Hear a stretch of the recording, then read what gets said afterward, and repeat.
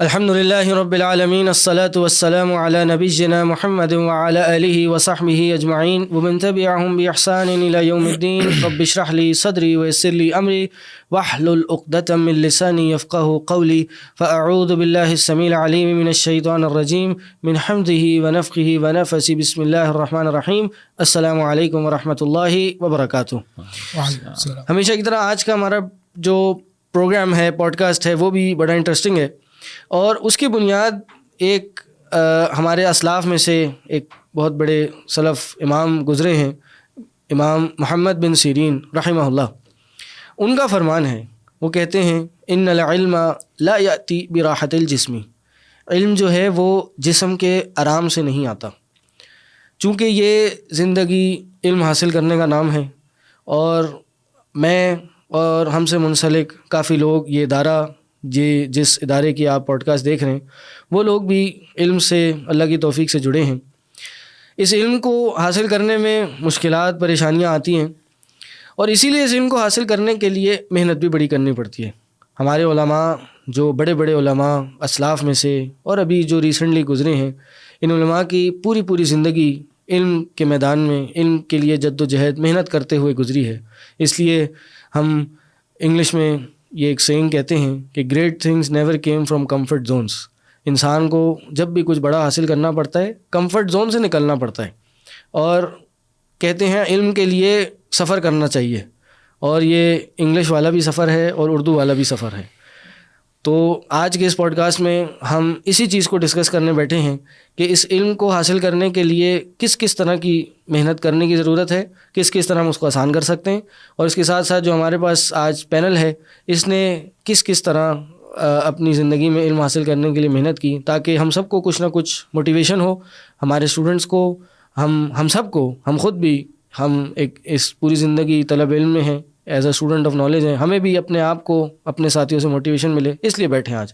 تو اس ڈسکشن کو کرنے کے لیے اور کوئی نہیں، میرے ساتھ ہمارے سب سے پہلے رائٹ پہ عثمان بھائی ہیں، عثمان مظہر صاحب. یہ ہمارے سینئر اسٹوڈنٹس میں سے ہیں ماشاءاللہ، اور اب انسٹیٹیوٹ کے انسٹرکٹرز میں سے بھی ہیں. اس کے ساتھ ساتھ ہمارے اسپیشل گیسٹ فرام لاہور شیخ عبید الرحمان شفیق صاحب، مدینہ یونیورسٹی گریجویٹ، اور اس سے پہلے یہ مرکز تربیہ فیصل آباد جو حافظ محمد شریف صاحب حفظہ اللہ کا مدرسہ ہے، ادھر سے گریجویٹ ہیں. اور اس کے ساتھ ہمارے شیخ عدیل ہمارے ساتھ ہیں، جنہوں نے تقریباً 10 سال جامعہ بکر جو کراچی میں الاسلامیہ ہے، ادھر سے اپنا تعلیم، زیادہ ہو گیا، جامعہ بکر کا 10 سالہ کورس ہے نا، تو انہوں نے وہاں پہ یہ پڑھا ہے. چلیں 8 سال بھی ایک بڑا عرصہ ہوتا ہے، وہاں پڑھا انہوں نے، اور اس سے پہلے بھی میں جانتا ہوں یہ پڑھتے رہے ہیں، اس لیے وہ 10 سال ہو گیا.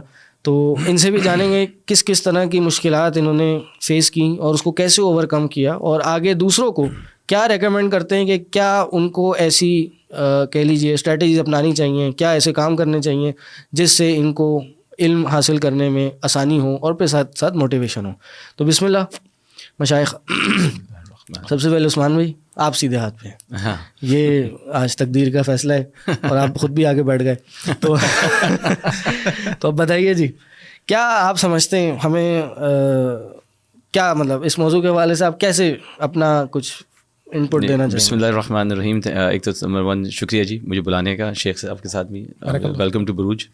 تو جو آپ نے سوال پوچھا نا، جس طرح آپ نے اسٹارٹ بھی کیا کہ ظاہر بات ہے جسم کی راحت سے تو نہیں ملتا. میرے خیال سے زندگی کے اندر کوئی بھی چیز جو آپ حاصل کرنے کی کوشش کر رہے ہو، پروفیشنل لائف کے اندر بھی، آپ یونیورسٹی جاتے ہیں، ہاسٹلس میں جاتے ہیں، کہیں اور پڑھنے جاتے ہیں، ڈاکٹر بن رہے ہیں، انجینئر بن رہے ہیں، کچھ بھی بن رہے ہیں، تو آپ کو محنت تو کرنی پڑے گی. گھر بیٹھے تو آپ کو میڈیکل کی ڈگری بھی نہیں ملے گی اور انجینئرنگ کی ڈگری بھی نہیں ملے گی.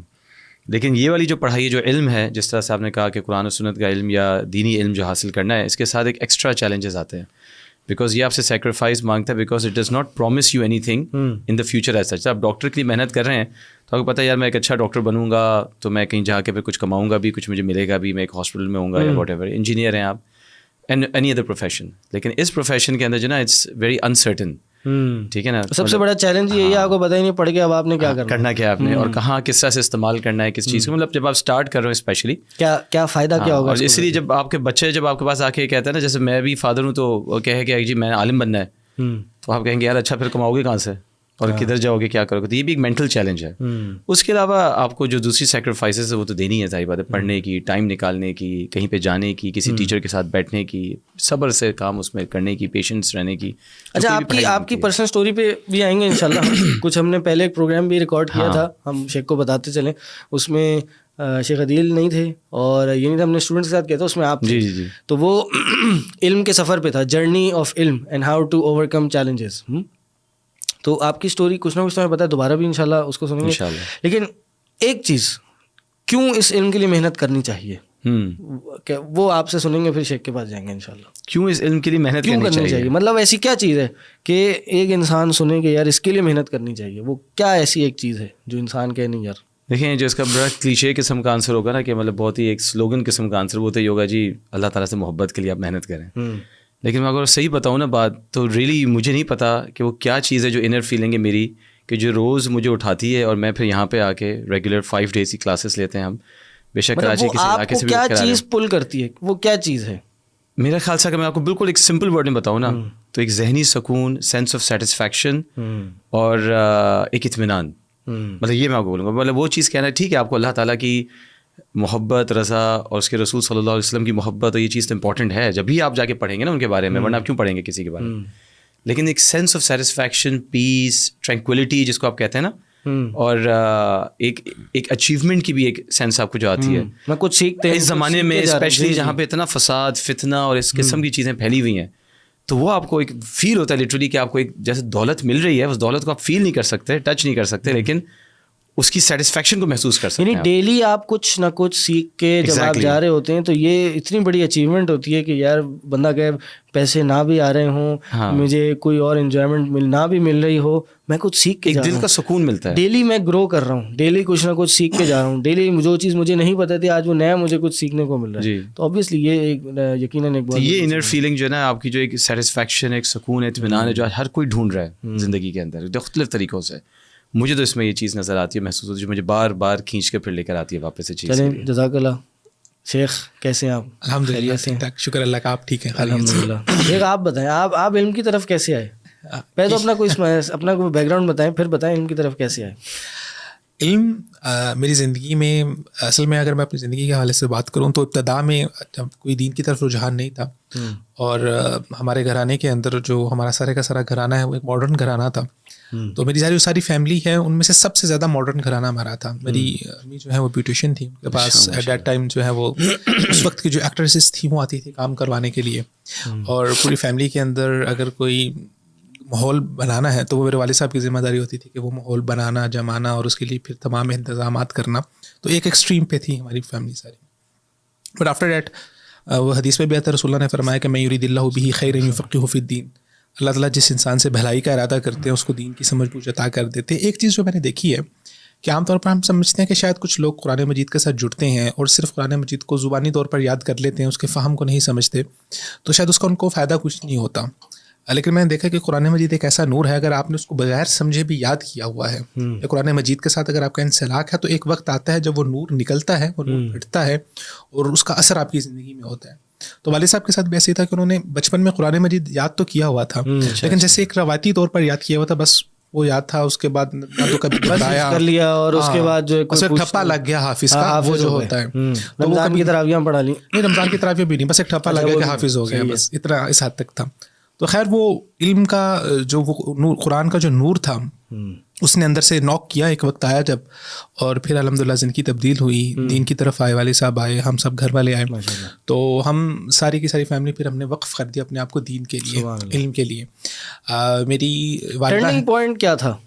ٹرننگ پوائنٹ کچھ دوست تھے جو والد صاحب کو ملے تھے, اور ان سے ملنے کے بعد انہوں نے کچھ ایک نئی جہت دکھائی دین کے حوالے سے, کہ دین کی یہ بھی انڈرسٹینڈنگ ہوتی ہے آپ کے پاس.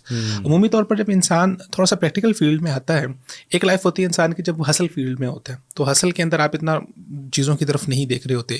لیکن جب آپ کی لائف تھوڑی سی سیٹلڈ ہو جاتی ہے, آپ اس ٹینشن سے نکل آتے ہیں کہ اب میرے گھر کے ماہانہ خرچے کیسے پورے ہوں گے, وہ آپ اس ٹینشن سے باہر آ گئے آپ, پھر آپ زندگی کے بڑے کینوس کے بارے میں سوچنا شروع کرتے ہیں. اچھا یار, یہ میں نے محنت کی تھی, یہ پچھلے 40-50 سال میں نے اپنے لائف کے ایک وقت پہ گزارے ہیں, تو وہ کہیں میں نے غلط راہ پہ تو نہیں گزار دی ہے. یہ جو محنت میری ایسی تو نہیں ہے کہ مجھے اس مقام پر لا کے کھڑی کر دی ہے اس نے, کہ جہاں پر نہ میرے لیے آگے کچھ ہے نہ میرے لیے پیچھے کچھ ہے. تو انسان کو جب اگلی زندگی نظر آنا شروع ہوتی ہے پریکٹیکل لائف کے اندر, تو پھر انسان ان سوالوں میں اس بارے میں سوچنا شروع کرتا ہے. تو کچھ دوست احباب کی والد صاحب کو ترغیب تھی, اور انہوں نے ساتھ مل کے بہت زیادہ ان کو سمجھایا اور دین کی طرف لگایا. تو والد صاحب, آپ بلانگ کہاں سے کرتے ہیں ویسے؟ بلانگ لاہور سے. لاہور سے میری پیدائش لاہور سے, تو شروع میں لاہور میں یہ میں اپنے ابتدائی دنوں کی بات کروں. تو پھر ایک فیصلہ کیا اس وقت. والد صاحب کیا پروفیشن تھا؟ میرے والد صاحب جو ہے وہ گورنمنٹ سرونٹ تھے, ایل ڈی اے سے بھی ریسنٹلی وہ ریٹائرڈ ہوئے ہیں. سو میں جو ہے وہ ایل ڈی اے کا ہی ہمارا ایک اسکول تھا, اس میں پڑھتا تھا. واز اے ٹاپر, میرے پاس ابھی بھی ٹرافیز پڑی ہوئی ہیں ایٹ دیٹ ٹائم اسکولس کی. تو ڈبیٹ کمپٹیشن ہونا, کلاس کے اندر فرسٹ آنا, اور بھی ساری چیزیں تھیں. میری اکثر فیملی کچھ باہر ہوتی ہے, کینیڈا میں ہے, امریکہ میں ہے. تو وہ طے تھا کہ شاید میں نے اب ہائر اسٹڈیز کے لیے آگے باہر جانا تھا, وہاں سے اپنی اسٹڈیز کو کمپلیٹ کرنا تھا. لیکن وہ ایک ٹرننگ پوائنٹ ایسا آیا کہ سب کچھ چینج ہو گیا, اور ایک فیصلہ کرنا تھا کہ ابتدا میں ان کی خواہش یہ تھی کہ میرا بیٹا دین کا بھی ڈاکٹر بنے اور دنیا کا بھی ڈاکٹر بن جائے. ہماری فیملی میں بہت کریز ہے ڈاکٹر بننے کا, تو میری اکثر میل فیمیل کزن سب اکثر ڈاکٹر ہیں. تو انہوں نے کہا کہ جی میرا بیٹا ایم بی بی ایس بھی کر لے, اور ایم بی بی ایس کے ساتھ ساتھ دین کا بھی پی ایچ ڈی کر لیں, یا دین مدرسے میں بھی جا کے پڑھ لیں. لیکن کچھ دیر کے بعد یہ اندازہ ہوا کہ یہ ممکن نہیں ہے. لیکن یہاں تو آپ ایم بی بی ایس کر سکتے ہیں, یا تو آپ اسپیشلائزیشن ایک فیلڈ میں کر سکتے ہیں, یا پھر آپ علم کے اندر اسپیشلائزیشن کر سکتے ہیں. ہاں, ایم بی بی ایس کے ساتھ آپ اپنی یونیورسٹی کی ڈگری کے ساتھ تھوڑا بہت سطحی لیول کا علم تو سیکھ سکتے ہیں, لیکن اگر آپ فل ٹائم آگے نہیں بڑھ سکتے. لیکن اگر آپ نے علم کی گہری وادیوں میں اترنا ہے, جس ایک انسان وہ ہے کہ جو سطح کے اوپر صرف تیرتا ہے, تو وہ صرف سطحی چیزوں کو ہی پا پائے گا. لیکن جس انسان کو موتی چاہیے, جس انسان کو ہیرے چاہیے, جس انسان کو جواہرات چاہیے, اس کو اس کے لیے ڈائیو ان ہی کرنا پڑے گا.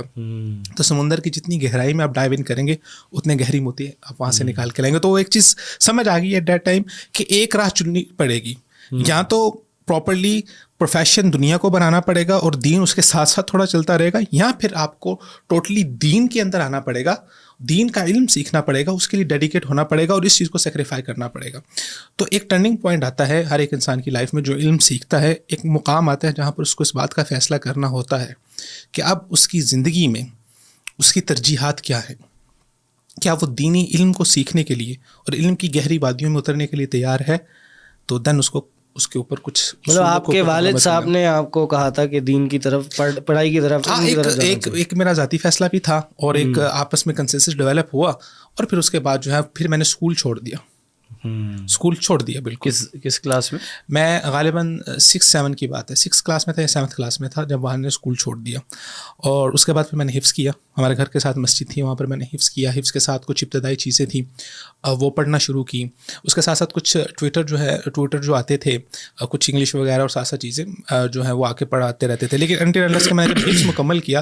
حفظ مکمل کرنے کے بعد پھر میں مدرسے میں باقاعدہ گیا. فیصلہ ہو گیا کہ مدرسے کون سے مدرسے میں. پہلے ابتدا میں نے کی مدرسے میں لاہور میں ہے, مہد القرآن الکریم ہے, یہاں پہ کراچی میں ہی تراویحیں پڑھاتے ہیں, قاری عبدالسلام عزیزی صاحب. جی. تو وہ میرے پہلے استاد ہیں جن سے میں نے تجوید پڑھی. صحیح ہے. 1 سال میں نے ان سے تجوید پڑھی. اور اصل میں لاہور میں رہنے والا تھا, مجھے مدارس کے ماحول کا اتنا اندازہ نہیں تھا. تو میں سمجھتا ہوں کہ مدرسے میں میرا رہنا اور مدرسے میں آگے چلنا, اس میں قاری صاحب کا بہت ہاتھ ہے. ابتدائی اساتذہ میں میرے, کہ انہوں نے بہت شفقت کے ساتھ پڑھایا. میں جب وہاں پر پڑھنے کے لیے گیا تو میرے ساتھ جو پڑھتے تھے کلاس فیلو سے, وہ ماشاءاللہ بڑے سینئر لوگ تھے. کوئی کسی مدرسے سے فاضل تھا. تو میں ابھی اس ٹائم بچہ تھا اتنا, مطلب کہ ابھی میں نے 9th کے پیپر اس ٹائم میں نے دینے تھے, 9th 10th کے اندر تھا. تو ان کی اتنی شفقت تھی. 13-14 سال آپ کی عمر ہوگی. ہاں 13-14 سال کی عمر ہوگی میری. جو میرے ساتھ میرے کلاس فیلوز تھے, کوئی 20 سال کا, کوئی 22 سال کا, 25 سال کا, اس طرح سے تھے. تو ان کی بہت شفقت تھی. وہ مجھے صبح والد صاحب چھوڑ کے جاتے تھے, اور وہ شام کو عصر کے بعد چھٹی ہوتی تھی تو مجھے قاری صاحب خود اپنی موٹر سائیکل پہ بٹھا کے مجھے واپس گھر چھوڑ کے جایا کرتے تھے. اتنی ان کی شفقت تھی. اور الحمدللہ مجھے یاد ہے کہ اس پوری کلاس کے اندر آج بھی قاری صاحب, وہ ابھی بھی جب ذکر ہوتا ہے تو قاری صاحب ماشاء اللہ بہت خوشی کا اظہار کرتے ہیں. تو انہوں نے کہا کہ میں آج یہ بات کہہ سکتا ہوں کہ اگر آج کے بعد میں کلاس میں نہ ہوں تو یہ بچہ جو ہے میرا شاگرد میری جگہ پر بیٹھ کے یہ کلاس پڑھا سکتا ہے. تو وہ مقدمۃ الجزری کے جو اشعار ہیں اور جو تجوید میں, تو وہ وہاں سے پڑھا. تو پہلا سال ہم نے پڑھا تجوید میں پڑھا. اس کے بعد انہوں نے ہی قاری صاحب نے ہی ریکمینڈ کیا کہ اب آپ چلے جائیں لاہور میں جامعہ لاہور الاسلامیہ, جو جامعہ رحمانیہ ہے, وہاں پر آپ پڑھنے کے لیے چلے جائیں. تو پھر جامعہ رحمانیہ سے تعلیم کا آغاز کیا. وہاں پر پھر میں 2ری کلاس میں داخل ہوا. پھر باقاعدہ سے درس نظامی پڑھنا شروع کیا, اور اس کے ساتھ ساتھ پھر میں نے اپنی پرائیویٹ ایجوکیشن بھی جاری رکھی, جس میں پھر میٹرک کیا میں نے پرائیویٹلی. دین FA کیا پرائیویٹلی. تو جامعہ رحمانیہ کے اندر پھر میں نے دوسری, تیسری اور چوتھی 4 کلاسیں میں نے وہاں تک پڑھی. اس کے بعد پھر معجزاتی طور پر یہ بھی میری لائف میں ایک میریکل ہوا کہ اللہ تعالیٰ نے مجھے وہاں سے اٹھایا اور اٹھا کے پاکستان کا جو سب سے میں کہتا ہوں تربیت کے لحاظ سے, علم کے لحاظ سے جو مضبوط مدرسہ ہے, جہاں پر آپ کو علمی اور تربیتی مشائخ کے پاس رہ کر سیکھنے کا موقع ملتا ہے, مرکز تربیہ الاسلامیہ, وہاں پر اللہ تعالیٰ نے مجھے بھیج دیا. اور یہ میں سمجھتا ہوں کہ اللہ تعالیٰ نے مجھے یہاں سے اٹھایا اور اٹھا کر اللہ تعالیٰ مجھے وہاں پر لے گئے. یہ فیصلہ آباد میں, فیصلہ آباد میں. اور یہ یہاں عام طالب علم جا نہیں سکتا, یہ گریجویٹس کے لیے اکثر ہوتا ہے وہاں پہ, اور ایک اسپیشلائزیشن کی طرح ہے وہاں پر. میں آپ کو اس کی اسٹوری بتاتا ہوں, بڑی آپ کو مزے کی اسٹوری آپ کو پتہ چلے گی کہ عمومی طور پر جو مدارس سے 8 سال پڑھ کے فارغ ہو جاتے ہیں وہ جاتے ہیں وہاں پر, ان کا انٹرویو ہوتا ہے, ٹیسٹ ہوتا ہے, پھر 1 ہفتے کا کلاس سیشن ہوتا ہے. اس کے بعد پھر مشائخ فائنلائز کرتے ہیں کہ یہ 20 اسٹوڈنٹ ہمارے پاس رہیں گے, 3 سال تک وہ ان کی تربیت کرتے ہیں, ان کو علم پڑھاتے ہیں, 3 سال کے بعد پھر نیا ایڈمیشن ہوتا ہے, اور صرف 20 اسٹوڈنٹس ہوتے ہیں, اس سے زیادہ نہیں رہتے. 3 سال کا پروگرام ہے جو کہ اسپیشلائزیشن ٹائپ ڈیڈیکیٹڈ پروگرام ہے. میں اس کی روٹین آپ کو بتاؤں گا تو آپ کو اندازہ ہوگا کہ وہاں پر کتنی گہرائی کے ساتھ اور کتنی محنت کے ساتھ اور کتنی ڈیڈیکیشن کے ساتھ وہاں پر پڑھایا جاتا ہے. تو خیر میں 4th کلاس میں پڑھتا تھا, لاسٹ ایئر میں نے کمپلیٹ کیا. تو میرے دوست سے جو کلاس میں ہوتے تھے میرے ساتھ, تو وہ ہم 2 4 5 اسٹوڈنٹ تھے کلاس میں جو ممتاز ہوا کرتے تھے. کبھی وہ ممتاز ہوتے تھے, کبھی میں ممتاز ہوتا تھا, تو ہم آپس میں بیٹھتے تھے اور ہماری اچھی گپ شپ تھی. کبھی امتحان ہونا تو اکٹھے بیٹھ کے تیاری بھی کرنا. ہماری زیادہ تر ٹاپک علم کے حوالے سے ہی ہوتے تھے, چاہے اصول فقہ کے حوالے سے, اجراء کے حوالے سے, نحو صرف کے حوالے سے, تو ہماری آپس میں بنتی تھی. تو ان کے جو چاچو تھے وہ مرکز تربیہ اسلامیہ سے پڑھے ہوئے تھے. تو میرے ایک استاد تھے جن سے میں نے حفظ کیا تھا, وہ بھی مرکز سے پڑھے ہوئے تھے. تو انہوں نے مجھے کہا کہ آپ تیاری کرو, میں آپ کو جو ہے نا مرکز تربیہ اسلامیہ میں وہاں پر آپ کا ٹیسٹ ہونے والا ہے, تو ٹیسٹ آپ کو وہاں پر لے کے جائیں گے, آپ ٹیسٹ دیں وہاں پر, اور اس کے بعد آپ وہاں پر. تو میں نے کہا میں تو بھی گریجویٹ ہی نہیں ہوا, میرے تو بھی 4 سال رہتے ہیں, تو میں کیسے جا سکتا ہوں. تو میں نے باتوں باتوں میں تذکرہ کر دیا اپنے اسی دوست کے ساتھ جو میرے کلاس میں تھا کہ میرے اس طرح سے استاد ہیں اور وہ مجھے تیاری کروا رہے ہیں کہ آپ مرکز تربیہ کے لیے تیار ہوں تاکہ وہاں پر جا کے پڑھیں. خیر وہ آئیڈیا ڈراپ ہو گیا, رمضان آ گیا, چھٹیاں ہوگی. چھٹیاں ہونے کے بعد جو ہے وہ اس کے بعد چھٹیاں ہو گئیں, اور پھر شوال میں دوبارہ نئی کلاسز کا آغاز ہوا. اب اللہ کا کرنا یہ ہوا کہ جب شوال میں نئی کلاسز کا آغاز ہوا تو 10 شوال کو عمومی طور پر مدرسے شروع ہوتے ہیں. تو ان دنوں میں میری پھوپھو فوت ہو گئیں, تو ہم چلے گئے ان کے جنازے کے لیے سیالکوٹ میں. اب میں 1 ویک لیٹ ہو گیا, 2 ویک مجھے لگے واپس آ جاتے. میں نے مدرسے میں جوائن نہیں کیا. ایٹ دیٹ ٹائم موبائل اتنے زیادہ نہیں ہوتے تھے, رابطہ نہیں اتنا ہوتا تھا, فاسٹ رابطہ نہیں تھا. کتنے سال پرانی بات بتا رہے ہیں؟ یہ آپ کو میں بتا رہا ہوں 2008 کے بعد 10 11 12 کی بات ہے. اس وقت ہم اسٹوڈنٹس کے پاس اتنے موبائل نہیں تھے, اب تو بہت عام ہو گئے ہوئے. تو انہوں نے سمجھا کہ شاید میں وہاں پر چلا گیا ہوں اور میں نے وہاں پہ ایڈمیشن لے لیا ہے. تو ان کے چاچو وہ بھی ماشاء اللہ مدینہ یونیورسٹی میں پڑھتے ہیں, دکتورا کر رہے ہیں وہاں سے, شیخ عبد الوکیل. تو وہ وہاں پر آئے ملنے کے لیے. تو انہوں نے وہاں سے پوچھا کہ آپ نے کہا پتہ کوائیں کہ یہاں پر بھی نئے ایڈمیشن ہو رہے ہیں, تو کوئی لڑکا عبید الرحمان یہاں پر پڑھنے کے لیے تو نہیں آیا. وہ وہاں پر گئے, انہوں نے پوچھا کہ یہاں پر کوئی عبید الرحمان پڑھنے کے لیے آیا. اور اللہ کی مرضی دیکھیں کہ جس سے انہوں نے پوچھا کہ عبید الرحمان یہاں پہ پڑھنے تو نہیں آیا, وہ میرے والد صاحب کو جانتے تھے. انہوں نے کہا عبید الرحمان کون؟ وہ کہا لاہور میں رہتے ہیں. ہاں لاہور میں رہتے ہیں. کہتے ہیں ہاں میں ان کو جانتا ہوں, ان کے والد صاحب کو جانتا ہوں, لیکن وہ آئے نہیں یہاں پر پڑھنے کے لیے. تو انہوں نے فون کر دیا میرے والد صاحب کو. مجھے بھی یاد ہے کہ ہم والد جو میری پھپھو تھیں ان کا جنازے کے بعد ان کو دفنایا. دفنانے کے بعد ابھی ہم قبرستان سے نکل رہے تھے, تو ایٹ دیٹ اسپاٹ جو ہے ان کا فون آیا میرے والد صاحب کو کہ مجھے پتہ چلا کہ آپ نے اپنے بیٹے کو بھیجنا تھا یہاں پر پڑھنے کے لیے. تو انہوں نے کہا جی ہمارا ارادہ تو تھا, لیکن وہ ابھی اس کی تعلیم بھی مکمل نہیں ہوئی, اور دوسرا یہ ہے کہ اس طرح سے ہمارے ساتھ کچھ معاملہ پیش آ گیا, تو ہم نے یہ آئیڈیا ڈراپ کر دیا ہے. تو انہوں نے کہا نہیں آپ ایسا کریں, ابھی ٹیسٹ ہو رہے ہیں, آپ ایک دفعہ آئیں لازمی. والد صاحب نے کہا ابھی تو میں اس طرح میری بہن فوت ہو گئی ہے. انہوں نے کہا آپ 2-3 دن لیں, لیکن آپ ایک دفعہ لازمی یہاں پر آئیں, ایک دفعہ چکر لازمی لگائیں.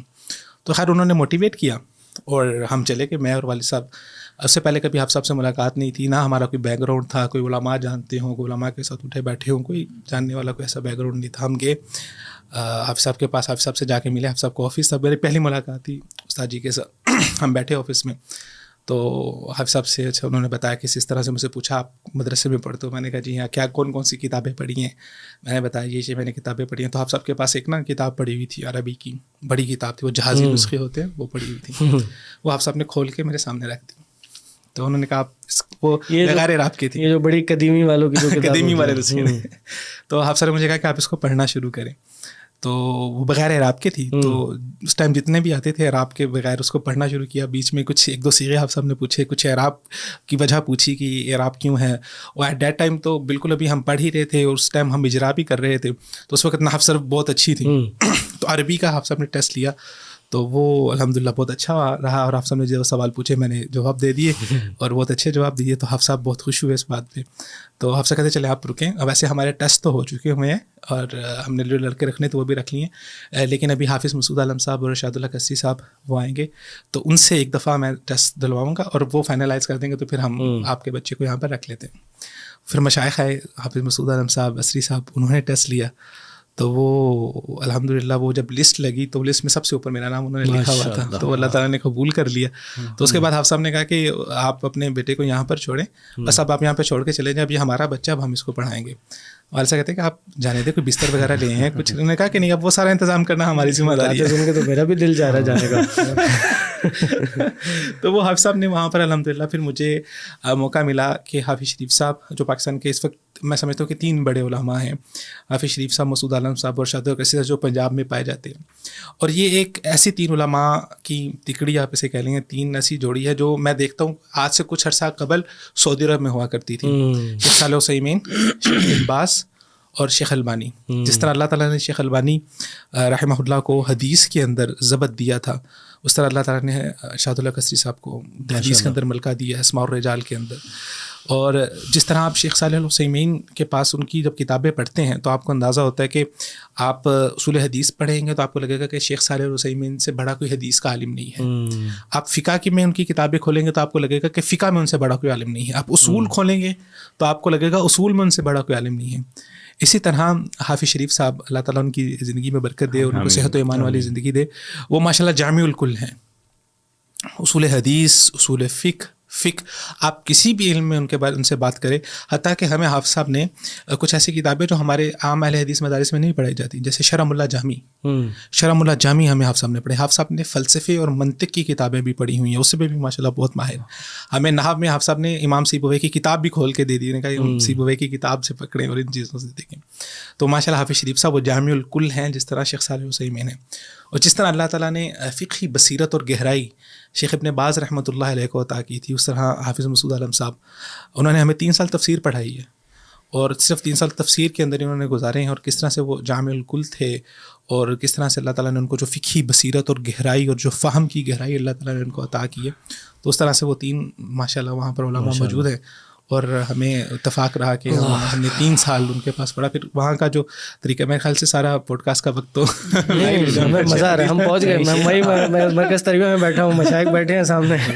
شیخ وہ نا اللہ تعالیٰ نے آپ سے کوئی کام کروانا تھا, تو اللہ تعالیٰ نے خود آپ کو جو ہے تیار, جیسے آپ نے ذکر کیا کہ ویسے مدارس کے فارغ جاتے ہیں, آپ کا بھی آدھا ایک طریقے سے, پھر دوسرا ہے کہ ایڈمیشنز ہو چکے ہیں, اس کے باوجود یعنی اللہ نے آپ کو, ہمارا ارادہ ترک ہو گیا, پھر اللہ تعالیٰ وہاں پہ لے گئے. تو یہ اللہ تعالیٰ کا خصوصی کرم ہوا. اللہ تعالیٰ نے وہاں پہ ہمیں, اچھا وہاں پر میں روٹین آپ کو ساتھ شیئر کرتا ہوں, کوئی طلباء جو سن رہے ہیں ان کے لیے بھی پتہ چلے گا کہ علم کیسے حاصل کیا جاتا ہے, اور جو مشائخ نے طریقہ کار وضع کیا تھا طلباء کو تیار کرنے کے لیے.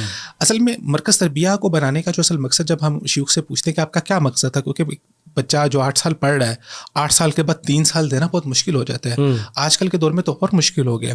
تو کیوں آپ نے آپ کے ذہن میں یہ آئیڈیا ہے کہ ہم 3 سال کا مرکز تربیہ بنائیں؟ تو حافظ صاحب نے فرمایا کہ جو مدرسے سے بچہ 8 سال سے پڑھ کے فارغ ہوتا ہے وہ بہت سے لحاظ سے کمزور ہوتا ہے. مطلب کہ اصول کے اندر بھی کمزوری ہوتی ہے, نحو عربیت کے اندر بھی کمزوری ہوتی ہے, تو متخصص نہیں ہو پاتا. تو 8 سال میں اس کی گراؤنڈ سیٹ ہو جاتی ہے. تو ہم نے کہا جو وہ گراؤنڈ سیٹ ہوگی ہے, اب اس کو ایک متخصص عالم بنایا جائے اور اس کے اوپر محنت کی جائے. تو یہ ایک نظریہ تھا ان کا, جس بنیاد پر مرکز تربیہ کی بنیاد رکھی. تو روٹین ہماری وہاں پر کیا ہوتی تھی, صبح فجر ہوتی تھی, فجر کے بعد جو ہے وہ ہمارا 7 بجے تک 6:30 7 بجے تک پیریڈ سٹارٹ ہو جاتا تھا. تو سب سے پہلا ہمارا پیریڈ ہوتا تھا وہاں پر حفظ المتون کا, جس میں ابتدا میں جب ہم گئے تو سب سے پہلے ہمیں متن الورقات وہ یاد کروایا, متن الاجرومیہ وہ ہم نے یاد کیا. اسی طرح تفسیر کے اندر ایک متن ہے وہ یاد کیا. پھر اس کے بعد ہماری تھرو آؤٹ بلوغ المرام شروع ہو گئی کہ روزانہ ہم صبح بیٹھتے تھے اور بلوغ المرام کی 4-5 حدیثیں جتنی بھی یاد ہوتی تھی آدھے پونے گھنٹے میں یاد کر کے سناتے تھے اور اس سے ڈیٹ لکھواتے تھے. وہ میرے پاس ابھی بھی نسخہ پڑا ہوا جس میں روزانہ کی ڈیٹس حافظ صاحب کی لگی ہوئی کہ اچھا جتنی حدیثیں سنا دیا, جتنی سنا دی. تو وہ ہمارا آدھے پونے گھنٹے میں جتنے ہم نے یاد کر لیا وہ سنا دیا. اس کے بعد پھر 8 بجے ہمارا پیریڈ شروع ہوتا تھا پڑھانے کا. حافظ صاحب ہمیں پڑھانا شروع کرتے تھے. حافظ صاحب نے ہمیں جو بنیادی طور پر پڑھائی ہے کتاب وہ پڑھائی ہے سبل السلام, جو بلوغ المرام کی شرح ہے. تو فقہ الحدیث پڑھنے میں, یعنی کہ اگر آپ نے فقہ پڑھنی ہے اور آپ نے منہج محدثین کے مطابق فقہ پڑھنی ہے تو بلوغ المرام اور سبل السلام سے بہتر کوئی کتاب نہیں ہو سکتی. کیونکہ جو بلوغ المرام ہے وہ حافظ ابن حجر رحمۃ اللہ علیہ نے فتح الباری لکھنے کے بعد لکھی ہے. تو گویا بلوغ المرام جو ہے وہ فتح الباری کا خلاصہ ہے. اور آپ اگر امام احکام میں اور جو صحیح بخاری ہے وہ پہلی کتاب ہے جو محدثین کے منہج میں فقہ پڑھنے کے حوالے سے لکھی گئی, یعنی کہ وہ احکام کی کتاب ہے. اس سے پہلے جو کتابیں جو فقہ پڑھنے کا انداز تھا وہ انداز تھا, یا جو میرے عرب اساتذہ ہیں جن سے میں نے پڑھا ہے ان کا بھی وہی انداز ہے, وہ ہے مذہبی اعتبار سے فقہ کو پڑھاتے ہیں کہ آپ نے فقہ اگر پڑھنی ہے تو سب سے پہلے آپ کو کسی ایک خاص مذہب کا متن پڑھایا جائے گا, مختصر متن. اس کے بعد پھر اس میں آپ کو سے اعلیٰ درجے کی کتاب پڑھائی جائے گی, پھر آپ آہستہ آہستہ کتابوں میں جاتے جائیں گے. لیکن اس سے ہوگا یہ کہ آپ صرف ایک خاص مذہب کی فقہ کو ہی پڑھ پائیں گے. مثال کے طور پہ آپ حنبلی فقہ پڑھ رہے ہیں تو آپ حنبلی فقہ میں ہی جا رہے ہیں, اگر آپ حنفی پڑھ رہے ہیں تو حنفی میں, اگر آپ شافعی پڑھ رہے ہیں تو شافعی میں جا رہے ہیں. تو یہ محدثین کا منہج نہیں ہے ہمارے محدثین کا منہج یہ ہے کہ ہم نے جو فقہ سمجھنی ہے وہ ہم نے احادیث سے استنباط کرنا ہے. اور اس کی ابتدا امام بخاری رحمۃ اللہ علیہ نے کی, جہاں پر انہوں نے تراجم ابواب سے فقہ سمجھائی ہے. تو جیسے آپ آج ماشاء اللہ درس میں بھی یہ بات کہہ رہے تھے کہ صحیح بخاری بنیادی طور پر احکام کی کتاب ہے جس میں استدلال احادیث سے کیا گیا ہے. تو اس سارے کا خلاصہ امام ابن حجر رحمۃ اللہ علیہ نے بلوغ المرام نے ذکر کر دیا, اور اس میں پراپر ٹو دی پوائنٹ احادیث, کچھ احادیث ایسی ہیں جو بخاری میں نہیں ہے وہ انہوں نے وہاں پر ذکر کر دی ہے. اگر ایک مبتدی طالب علم اگر بلوغ المرام کو اچھی طرح سے پڑھ لے تو میں سمجھتا ہوں کہ وہ 60 to 80% مسائل کے اوپر بہت اچھی گرپ حاصل کر سکتا ہے, اور نصوص کا اس کو علم ہو جائے گا کہ یار فلاں فلاں مسئلے کے اندر کیا کیا نصوص ہے. تو وہ 3 سال تک ہم نے پڑھی بلوغ المرام ہم نے پڑھی, سبل السلام بنیادی طور پر پڑھی, جو امیر صنعانی رحمۃ اللہ علیہ کے اس کے اوپر شرح ہے. اب اس میں طریقہ کار کیا ہوتا تھا ہمارا پڑھنے کا. اچھا یہ باتیں ساری ماشاء اللہ آپ کنٹینیو کریں, یہ صرف اس لیے ڈسکس کر رہے ہیں, ابھی شیخ عدیل سے بھی پوچھیں گے کہ یہ صرف اس لیے کہ علم کے لیے جو محنت کرنی ہے اس میں پھر یہ پورا سلیبس پڑھنا پڑتا ہے. اور سلیبس جو ہے وہ صرف 8 سال کا سلیبس نہیں ہے. 8 سال وہ کہہ رہے ہیں یہ پڑھ کے ابھی کچھ کمیاں رہ جاتی ہیں, اور ابتدا ہے. 8 سال جو ہے نا وہ زمین کو صرف بیج بونے کی تیاری کے لیے, اب آگے ادھر گرو کرنا ہے. اور میں ان کی اسٹوری سے جو سمجھا ہوں نا, بینگ اے فادر, میں سمجھتا ہوں جو سیکریفائس ان کے فادر نے دی چینج کی, پھر بچوں کو صرف ڈیڈیکیٹ کرنے کی, and I am sure family میں چیلنجز آئے ہوں گے. لوگ کہتے ہیں انٹیلیجنٹ بچہ ہے, کپس رکھیں, ٹرافیز رکھیں, اسکول میں اچھا پڑھے تو انجینئر ڈاکٹر بنے گا. یہ تم نے کہاں لگا دیا اس کو. شیخ نے ذکر کیا کہ ابو کے ساتھ گئے, ہاں گھر پہ بتا کے تو نہیں آیا تھا نا شاید بیٹا واپس نہیں آئے گا. ابو کے ذہن میں یہ کہ گھر والوں نے پوچھنا ہے بیٹا کہاں گیا. یہاں تو مجھے پتا ہے کہ ابوؤں سے چھپ کے جاتے ہیں, ابوؤں سے چھپ کے جاتے ہیں, اور ابوؤں سے چھپ کے یہاں پہ بھی بیچارے کئی آتے ہیں. جیسے بروج میں بھی ایسی کہانیاں آپ کو ملیں گی کہ ایکسپوز کر رہے ہیں. نہیں میں کسی کا نام نہیں لے رہا, ہر والد جو ہے نا سوچ رہا ہوگا میرے والد صاحب نہیں بتا کے آتے ہیں. ایک بات کہتے ہیں کہ اس طرح جب آپ نے کہا نا کہ میرے جو رشتے دار ہیں والد صاحب کے, ان کی طرف سے بہت مخالفت کا ان کو سامنا کرنا پڑا کہ بچہ ہے اس کو پڑھ, ٹھیک ہے دین پڑھانا ہے تو پڑھا دو, کچھ قرآن پڑھا دو, ناظرہ پڑھا دو. یہ کہا کہ پورا بچہ ہی آپ نے وقف کر دیا. اور سب سے بڑی بات یہ اپنے گھر کے سب سے بڑے بچے. آپ کتنے بہن بھائی؟ ہم 4 بہن بھائی ہیں, تو سب سے بڑے ہیں, اور سب اسی لائن میں. اور یہ میں اور بتاتا ہوں جو ان کی کہانی ماشاء اللہ مجھے نظر آ رہی ہے وہ یہ کہ یہ ایک جاب اورینٹیڈ فیملی سے بلانگ کرتے ہیں.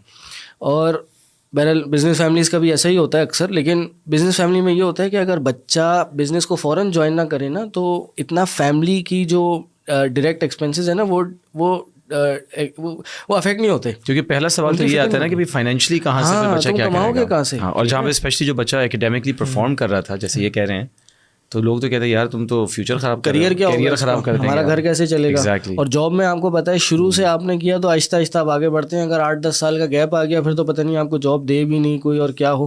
تو یہ الحمدللہ ان کے والد صاحب کی میں سمجھتا ہوں والد صاحب کی جو سیکریفائس اور جو ایک بہت بڑا ٹرانزیشن چیلنج رہا ان کے لیے. والد صاحب ذکر فرماتے ہیں کہ جب ان کے لیے بھی خیر ایک آپ بھی ماشاء اللہ ایک والد ہیں, تو ایک والد کے لیے ایسا ڈیسیجن لینا کہ اپنے اولاد کو بالکل ہی دین کے لیے وقف کر دینا جہاں پر دنیاوی لحاظ سے کیریئر کا کوئی اتنا واضح آثار نظر نہیں آ رہے کہ کیا ہوگا, تو بہت مشکل ڈیسیجن تھا. لیکن ایک وہ فرماتے ہیں کہ ایک آیت ہے جس نے مجھے بہت زیادہ حوصلہ دیا، اور اس کے اوپر میں نے پھر سوچ کے بائی دا وے ہم سب بھائیوں کے جو نام ہے نا وہ انہوں نے قرآن مجید سے ہی رکھے ہوئے ہیں. تو جب میں پیدا ہوا تو میرا اصل میں نام رکھا تھا عباد الرحمن، و عباد الرحمن الذین یمشون علی الارض ہونا، وہاں سے رکھا تھا.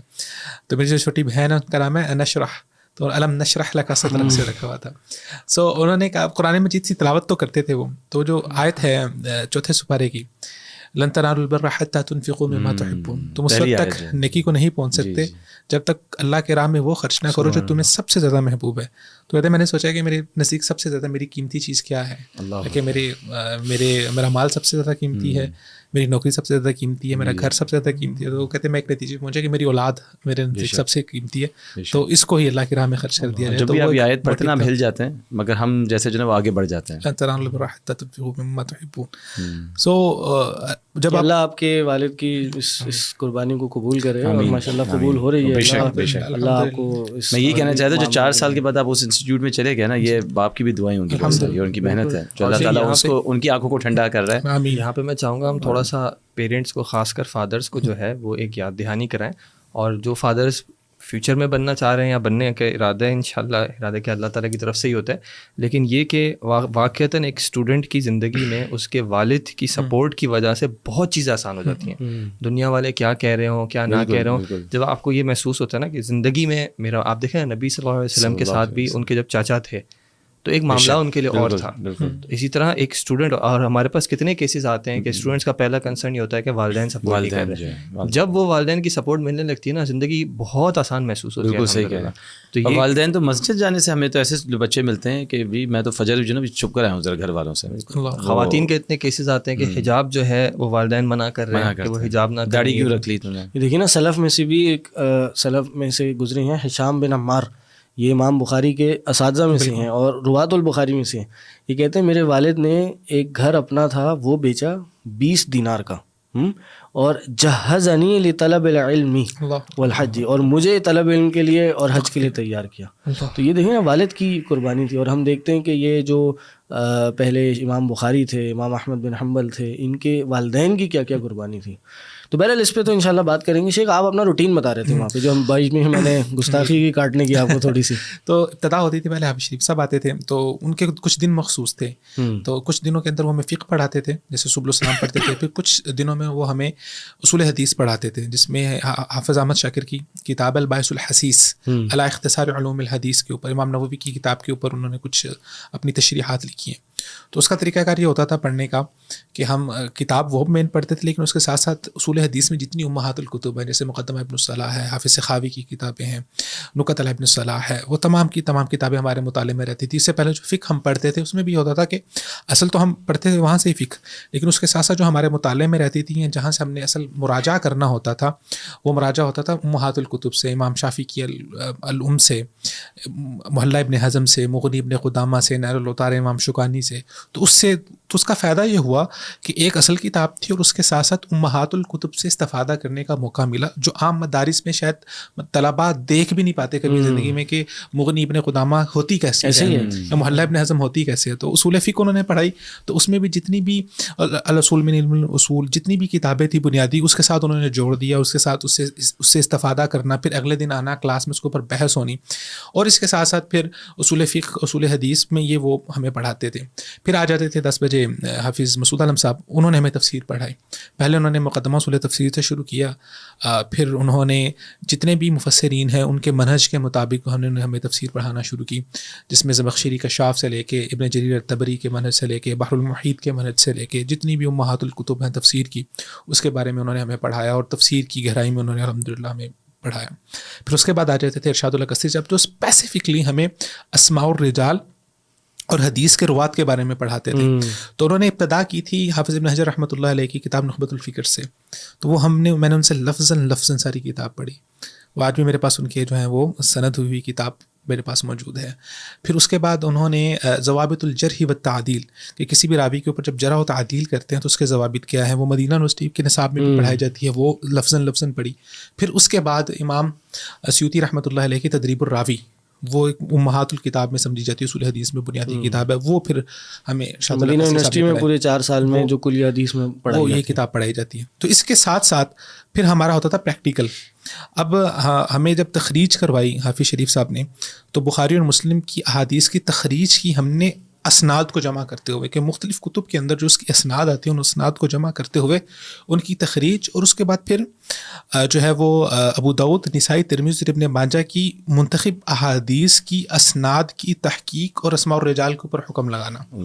اور اس کے اوپر ہم پر یہ پابندی ہوتی تھی کہ ہم حافظ ابن حجر رحمۃ اللہ علیہ کے حکم پر تقریب و تہذیب میں اعتماد نہیں کر سکتے تھے. مثال کے طور پہ عمومی طور پر عام لوگ جو حدیث کی صحت و ضعف میں بات کرتے ہیں تو وہ کیا دیکھتے ہیں کہ اچھا فلاں راوی آ گیا ہے سند میں، تو اس کو جا کے دیکھیں گے تقریب التہذیب میں، وہاں پہ حافظ ابن حجر نے حکم لکھا ہوگا کہ فلان ثقۃ، فلان ثبت، فلان مقبول، فلان ضعیف. تو جو بھی انہوں نے لکھا ہوگا تو وہ حکم وہاں سے لیں گے، جمع کریں گے اور حکم لگا دیں گے.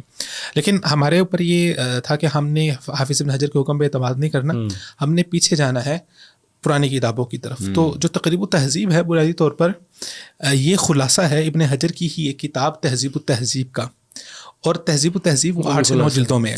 اور تہذیب التہذیب اصل میں ابن حجر نے خلاصہ کیا تھا امام مزی رحمۃ اللہ علیہ کی کتاب تہذیب الکمال کا. اب تہذیب الکمال جو ہے وہ تقریباً جو چھپی ہے وہ 40 جلدوں کے اندر ہے. تو اب آپ ایک راوی کے بارے میں جائیں گے، اس میں الکمال بھی مہذب ہے الکمال کا اتنی اس کے اندر چیزیں چلتی آ رہی ہیں. تو اس میں انہوں نے راوی کے بارے میں بحث کی ہوتی ہے کہ راوی کے بارے میں علماء کے جرح کے اقوال، تعدیل کے اقوال، پھر ان کو جمع کرنا، پھر ایک حکم پر پہنچنا، پھر اس حوالے سے. تو ایک ایسا علمی جو ہے نا رجحان ہوتا تھا. تو ظہر تک ہمارے ہوتے تھے پڑھائی کے، پڑھتے تھے ہم. اب یہ ساری چیزیں جو جرح تعدیل پڑھنی، پھر راویوں کے حکم نکالنے، پھر حدیث پر حکم لگانا، اس کو صحیح و ضعیف کہنا، یہ ایک بہت ذمہ داری کی بات ہے. اس کے لیے آپ کو تحقیق کی گہری وادیوں میں اترنا پڑتا ہے. لیکن آپ کو ایک ایک راوی کے بارے میں مجھے یاد ہے کہ یہ دماغی بھی ایک بہت بڑی ایک ایکسرسائز ہے، اور فزیکل تو ہے ہی. صبح 6 بجے سے 6:30 بجے سے چالو ہیں، وہ ظہر 12-1 ہو جاتی ہے، وہ پڑھ ہی رہے، کر ہی رہے. ظہر تک تو ہمیں اساتذہ پڑھاتے تھے اور کام دیتے تھے. ظہر کے بعد ہمیں چھٹی ہوتی تھی آرام کرنے کی عصر تک. عصر کے بعد پھر ہم ہوتے تھے لائبریری میں. اچھا، ہماری کلاسز لائبریری میں ہی ہوتی تھی. تو ظہر کے بعد لائبریری میں، عصر کے بعد لائبریری میں آگے. مغرب سے آدھا گھنٹہ پہلے تک اس وقت ہمیں بریک ہوتی تھی. مغرب کی نماز پڑھنی، کچھ کوئی چیز وغیرہ لینی ہے باہر سے وہ لے لی. پھر مغرب کی نماز کے فوراً بعد کھانا ہوتا تھا. کھانا کھا کے پھر لائبریری میں عشاء کی نماز تک. لائبریری میں جانا ضروری تھا؟ ہاں، لائبریری میں ہوتے تھے، نیچے نہیں جا سکتے ہم، لائبریری میں جاتے تھے کیونکہ وہ ہمارے گروپس بنے ہوتے تھے. تو ہمیں اسائنمنٹس ملتی تھی اور ہم نے روزانہ کی بیس کے اوپر ان امہات الکتب سے جا کے اس میں سے مسائل نکالنے ہوتے تھے. اور ہمیں اسائنمنٹ ملتی تھی کہ کل آ کے کلاس میں اس کے اوپر ڈسکشن ہونی ہے اور ہمیں اس کے اوپر دلائل دینے ہیں اور ہم نے بتانا ہے کہ ابن حزم نے کیا لکھا ہے. اور پھر اس کو ویریفائی کرتے تھے استاد کہ آپ نے ہاں جو سب پڑھا ہے صحیح. پھر وہ اس کے اوپر اپنا موقف بتاتے تھے اور ان کو پھر حاشیہ لکھا کرتے تھے ہم سارے. اور عشاء کے بعد وہاں پر ایک بہت اچھی بات یہ تھی کہ ہر طالب علم کے لیے روزانہ جو ہے وہ آدھا کلو دودھ آتا تھا صبح اور شام. تو وہ آدھا کلو دودھ جو ہے وہ آتا تھا. تو دودھ پھر عشاء کے بعد ہم اس کو کسی نے اس کی چائے پینی ہے، ویسے دودھ پینا ہے، تو وہ 20-25 منٹ کی عشاء کے بعد دودھ پینے کا وقفہ ہوتا تھا. اور پھر اس کے بعد دوبارہ رات 11 بجے تک لائبریری میں. تو کھانا پینا کیسا ہوتا تھوڑا؟ کھانا پینا بہت اچھا تھا وہاں پر. جیسے گھر کا ماحول ہوتا ہے اس طرح سے تھا کہ 20 اسٹوڈنٹ ہوتے تھے تو صبح کے وقت ایک کھانا پکتا تھا. جیسے گھر میں کھانا سالن پکتا تو شام کو بھی وہی کھاتے تھے. اور کھانے کے لیے بھی ماشاء اللہ بہت بہترین انتظام ہوتا تھا کہ ہفتے میں ایک دن جو ہے نا وہ مٹن پکتا تھا، گوشت خریدا جاتا تھا باقاعدہ. پھر ایک دن قیمہ ہوتا تھا، ایک دن دال ہوتی تھی، ایک دن سبزی ہوتی تھی، جمعے والے دن بریانی پکا کرتی تھی. ایک دن اتنی تفصیل سے بتا رہے ہیں، یہاں کچھ ارادے بن جائیں گے لوگوں کے. تو بن گئے. اچھا، ہمیں پڑھنے کا وظیفہ بھی ملتا تھا، زیادہ نہیں تھا لیکن ہمیں ہر مہینے 1000 روپیہ وظیفہ بھی ملا کرتا تھا. میکڈونلڈز اور ڈومینوز وغیرہ نہیں آتا تھا آپ کو؟ وہ حافظ صاحب جو ہے نا وہ دعوت کیا کرتے تھے بعض اوقات طلباء کی. تو یہ ایک ایلیمنٹ تھا پڑھائی کا اور اس کے ساتھ ساتھ وہاں پر تربیت. اچھا، یہ میں سوری آپ کی بات پھر کاٹ رہا ہوں، گستاخی میرا کام ہے. تو یہ مرکز تربیہ کی وہ کہتے ہیں نا یہ تھوڑی سی عیاشی ہے. یہ مٹن آنا اور سالن آنا اور دودھ ملنا پاکستان کے اکثر مدارس میں یہ سہولیات نہیں ہیں. مطلب یہ جتنے بھی ہمارے اساتذہ ہیں، یہ وہاں تو گنتی کے 20-25 لڑکے تھے تو ظاہر ان کے لیے حافظ صاحب نے ایک اچھا نظام کیا اور ہونا بھی چاہیے. لیکن جو مدارس میں جو جس طرح کی فیسلٹیز ہیں نا، آج کل جو بچے پڑھ رہے ہیں اور اس وقت جو مدارس کے اساتذہ نے اپنے زمانوں میں پڑھا ہے، واللہ ہم تصور نہیں کر سکتے. یعنی اگر ہم نے بھی جن فیسلٹیز میں پڑھا ہے, ہمارے بعد والے وہ تصور نہیں کر سکتے, اور ہم سے پہلے جن علماء نے فیسلٹیز میں پڑھا ہے, جس طرح کے ماحول میں پڑھا ہے, ہم بھی تصور نہیں کر سکتے. تو یہ تو بہت اچھا ایک ماحول بن گیا. عبدالمنان وزیر آبادی رحمۃ اللہ علیہ, ان کے بارے میں ان کو علم پڑھنے کا بہت شوق تھا. تو وہ جب مدرسے میں گئے داخل ہونے کے لیے, تو مدرسے والوں نے کہا کہ ہمارے پاس اتنی ہی کیپیسٹی ہے جتنے ہم رکھ سکتے تھے, نہ ہمارے پاس جگہ ہے. اور پہلے ہوتا یہ تھا کہ گاؤں میں مدرسہ ہوتا تھا تو گاؤں کا ہر ایک گھر ایک بچے کو اسپانسر کر لیتا تھا کہ جو ان کے گھر میں کھانا پکے گا وہی کھانا جو ہے نا وہ اس میں سے ایک پلیٹ جو ہے اس کو دے دیں گے. تو ہر بچہ جاتا تھا, اس کا گھر بند ہوتا تھا, وہ اپنا کھانا وہاں سے لے کے آتا تھا. اس طرح انتظام ہوتا تھا. آپ دیکھیں ہمارے ایک دوست تھے, یہاں ادارے میں بھی ہوا کرتے تھے, وہ پرسنلی انہوں نے مجھے بات بتائی کہ دوران طالب علمی, دوران جو وہ اسٹوڈنٹ تھے, تو چونکہ مدرسے میں وظیفہ ملتا ہے مہینے کا 50 روپے 100 روپے, تو اس سے وہ صابن خرید لیا, سرف خرید لیا, چائے پی لی, بہت زیادہ نہیں. تو کہتے مجھے ایک دفعہ پینسل چاہیے تھی, میرے پاس پینسل خریدنے کے پیسے نہیں تھے. کہہ رہے میں نے جامعہ کے مدرسے کے 1 گھنٹہ 1.5 گھنٹہ 2 سے 4 بار چکر لگائے کہ کہیں مجھے پینسل پڑی ہوئی مل جائے. اللہ اکبر. مجھے پینسل پڑی ہوئی ملی تو وہ میں اٹھا لی, اور جا کے اجازت لی کہ شیخ صاحب پینسل پڑی ہوئی مل رہی میں اٹھا لوں. تو وہ اجازت لے کے پھر وہ پینسل استعمال کی انہوں نے. یہ عبدالمنان وزیر آبادی میں بات کر رہے تھے کہ مدرسے والوں نے کہا کہ ہمارے پاس نہ کوئی بندہ بچا ہے جو آپ کو اسپانسر کر سکے, نہ ہمارے پاس رہنے کے لیے جگہ ہے, تو ہم آپ کو داخلہ نہیں دے سکتے مدرسے میں. انہوں نے کہا آپ بس مجھے پڑھنے کی اجازت دے دیں, باقی کھانے کا اہتمام اور رہنے کا اہتمام میں خود کر لوں گا. انہوں نے کہا ٹھیک ہے, اجازت دے دی. انہوں نے کیا کیا, جب سب طلباء کھانے کے لیے بیٹھے دسترخوان پہ, تو انہیں سب طلباء سے ایک گزارش کی, انہوں نے کہا آپ سب اپنا کھانا کھا رہے ہیں, آپ سب اپنا کھانا کھائیں, بس ایک میرے اوپر کرم نوازی آپ یہ کریں کہ آپ سب جو ہے نا آخر میں ایک لقمہ چھوڑ دیجیے گا. سبحان اللہ. تو انہوں نے ایک لقمہ چھوڑا, اور وہ سب کا لقمہ ایک لقمہ اکٹھا کر کے اپنا انہوں نے کھانا ایسے بندوبست کیا. اور سونے کے لیے انہوں نے کہا کہ جہاں پر طلباء کی جو جگہ ہے جہاں پر جوتیاں رکھتے ہیں, انہوں نے کہا جوتیاں سائڈ پہ رکھی, یہ جگہ یہاں پر میں سو جاؤں گا, یہاں پر مجھے علم پڑھنا ہے. تو سلف کے بارے پہ بھی ایک میں پڑھ رہا تھا, جب وہ علم کے لیے نکلے تو ان کی والدہ نے نا سوکھی روٹیاں رکھ کے نا سکھا کے ان کو توڑے میں بھر کے دی کہ آپ جا رہے ہیں علم پڑھنے کے لیے. تو وہ کیا کرتے تھے, روزانہ ایک سوکھی روٹی نکالتے تھے, اس کو پانی میں بھگوتے تھے, اور وہ سوکھی روٹی کھاتے تھے اور علم پڑھتے تھے. تو علم کے لیے جو علماء کی اور جو ہمارے سلف کی جو قربانیاں ہیں, اور جن جن حالات میں انہوں نے علم پڑھا ہے, ہم تو کبھی اس کا تصور بھی نہیں کر سکتے. ہم اللہ تعالیٰ کا جتنا شکر ادا کریں کہ اللہ تعالیٰ نے ہمیں اتنی اچھی اچھی فیسلٹیز دی ہیں. اب تو الحمدللہ بیٹھنے کے لیے آپ کے پاس اچھے نرم جو ہیں وہ آپ کو فرش مل جاتے ہیں, کرسیاں ہیں, پنکھے لگے ہوئے ہیں, اے سی لگے ہوئے ہیں, ہر طرح کی فیسلٹی اویلیبل ہے. اور جو ہمارے جو یہ علم ہم تک پہنچا ہے, یہ جو کتابیں ہم نظر آ رہی ہیں, اس کے پیچھے کتنا خون ہے, کتنی قربانیاں ہیں, کتنے سفر ہیں, کتنی بھوکیں ہیں انہوں نے برداشت کی ہیں, کتنے راتوں کو جاگے ہیں. تو وہ ایک ایسی کہانی ہے کہ جس کو آپ کبھی وہی سوال جو مجھ سے انہوں نے پوچھا تھا شیخ صاحب نے کہ بھائی آپ کو کیا چیز موٹیویٹ کرتی ہے آنے کے لیے. تو یہ کیا موٹیویشن ہے جو کہ انسان جا کے جوتیوں میں بھی سونے کو تیار ہوتا ہے اور آخری بچے ہونے والے بھی کھانے کو تیار ہوتا ہے, اس کو پتہ بھی ہے کہ آگے کوئی اس کو ایسا کوئی لوکریٹو کیریئر بھی نظر نہیں آ رہا.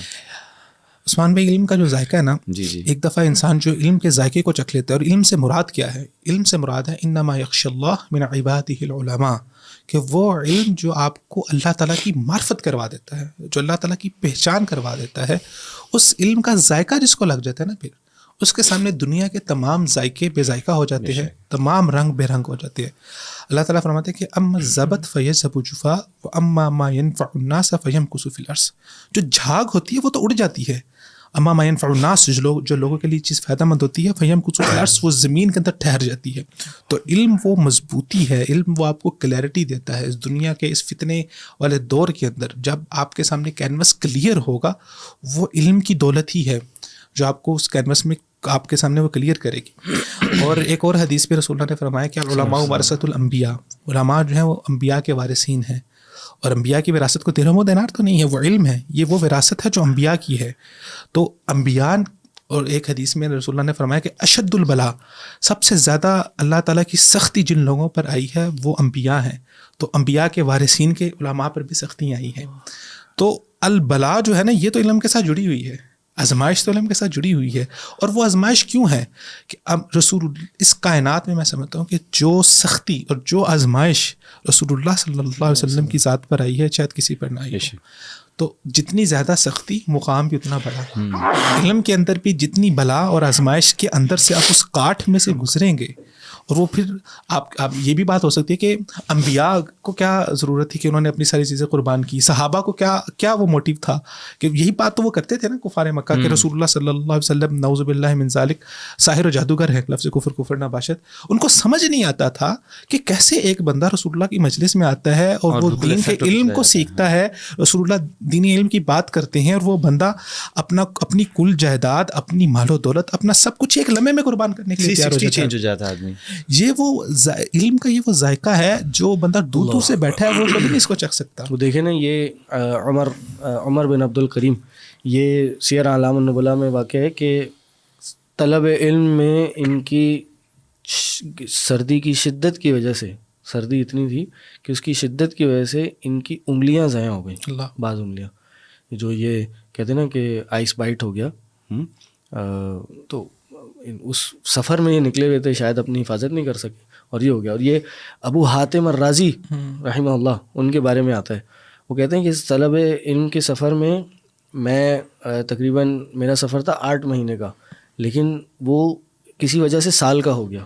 میرے پاس میرا نفقہ ختم ہو گیا, میرے پاس اپنا جیب خرچ جو میں لایا تھا جو بھی ایکسپینس کے لیے وہ ختم ہو گئے. تو بعض میں نے اپنے جسم کے کپڑے بیچ دیے, کپڑے بیچ کے میں نے کچھ نفقہ کیا اور کھانا پینا کیا. امام بخاری کہتے ہیں کہ طلب علم کا جو ان کا سفر تھا, ایک سفر میں ان کا مال ختم ہو گیا, ان کا نفقہ بھی ختم ہو گیا. تو کہتے ہیں میں نے زمین کی گھاس کھا کے جو ہے اپنا گزارا کیا. شیخ یہ آپ پوچھ رہے ہیں کہ اندر سے مطلب کیا موٹیویٹ کرتا ہے, کہ میں کہوں گا واقعتاً یہ اللہ کی توفیق ہوتی ہے. بے شک جو شیخ صاحب نے قرآن کی آیت بھی اور نبی صلی اللہ علیہ وسلم کی حدیث بھی ہے نا, کہ جب اللہ خیر کا ارادہ کرتا ہے نا تو اللہ یہ سینہ کھولتا ہے, اللہ یہ علم دیتا ہے.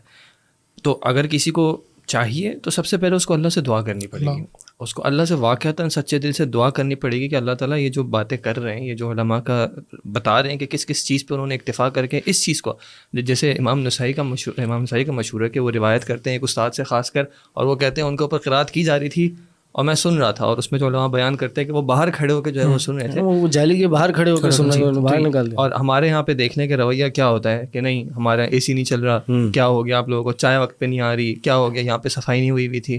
تو یہ واقعتاً اللہ کی توفیق ہوتی ہے, اور پھر انسان جو ہے یا تو اس کی قدر کرتا ہے, اللہ کا شکر ادا کرتا ہے, اور شکر ہمیں پتہ ہے کہ مختلف طریقوں سے ہوتا ہے, زبان سے ہوتا ہے, عمل سے ہوتا ہے, یا پھر انسان اس کو ضائع کر دیتا ہے. لیکن اللہ تعالیٰ یہ موقع جب انسان کو دے اور اگر انسان اس کو ضائع کر دے تو اس میں ایک طالب علم کو تو خاص کر ڈرنا چاہیے کہ کہیں ایسا نہ ہو کہ اللہ تعالیٰ مجھ سے وہ توفیق لے لے.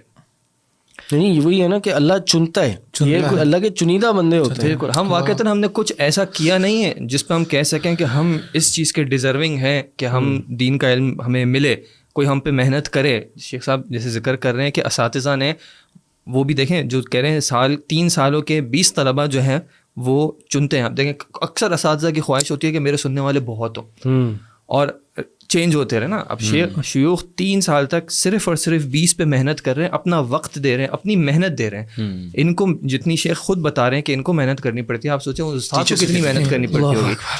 وہ جو محنت کر رہے ہیں کس کے لیے کر رہے ہیں, اور واقعتاً وہ سختی جب وہ برداشت کر رہے ہیں وہ کسی مقصد کی خاطر کر رہے ہیں. اللہ نے ان کو توفیق دی اور انہوں نے اس نعمت کی قدر کی.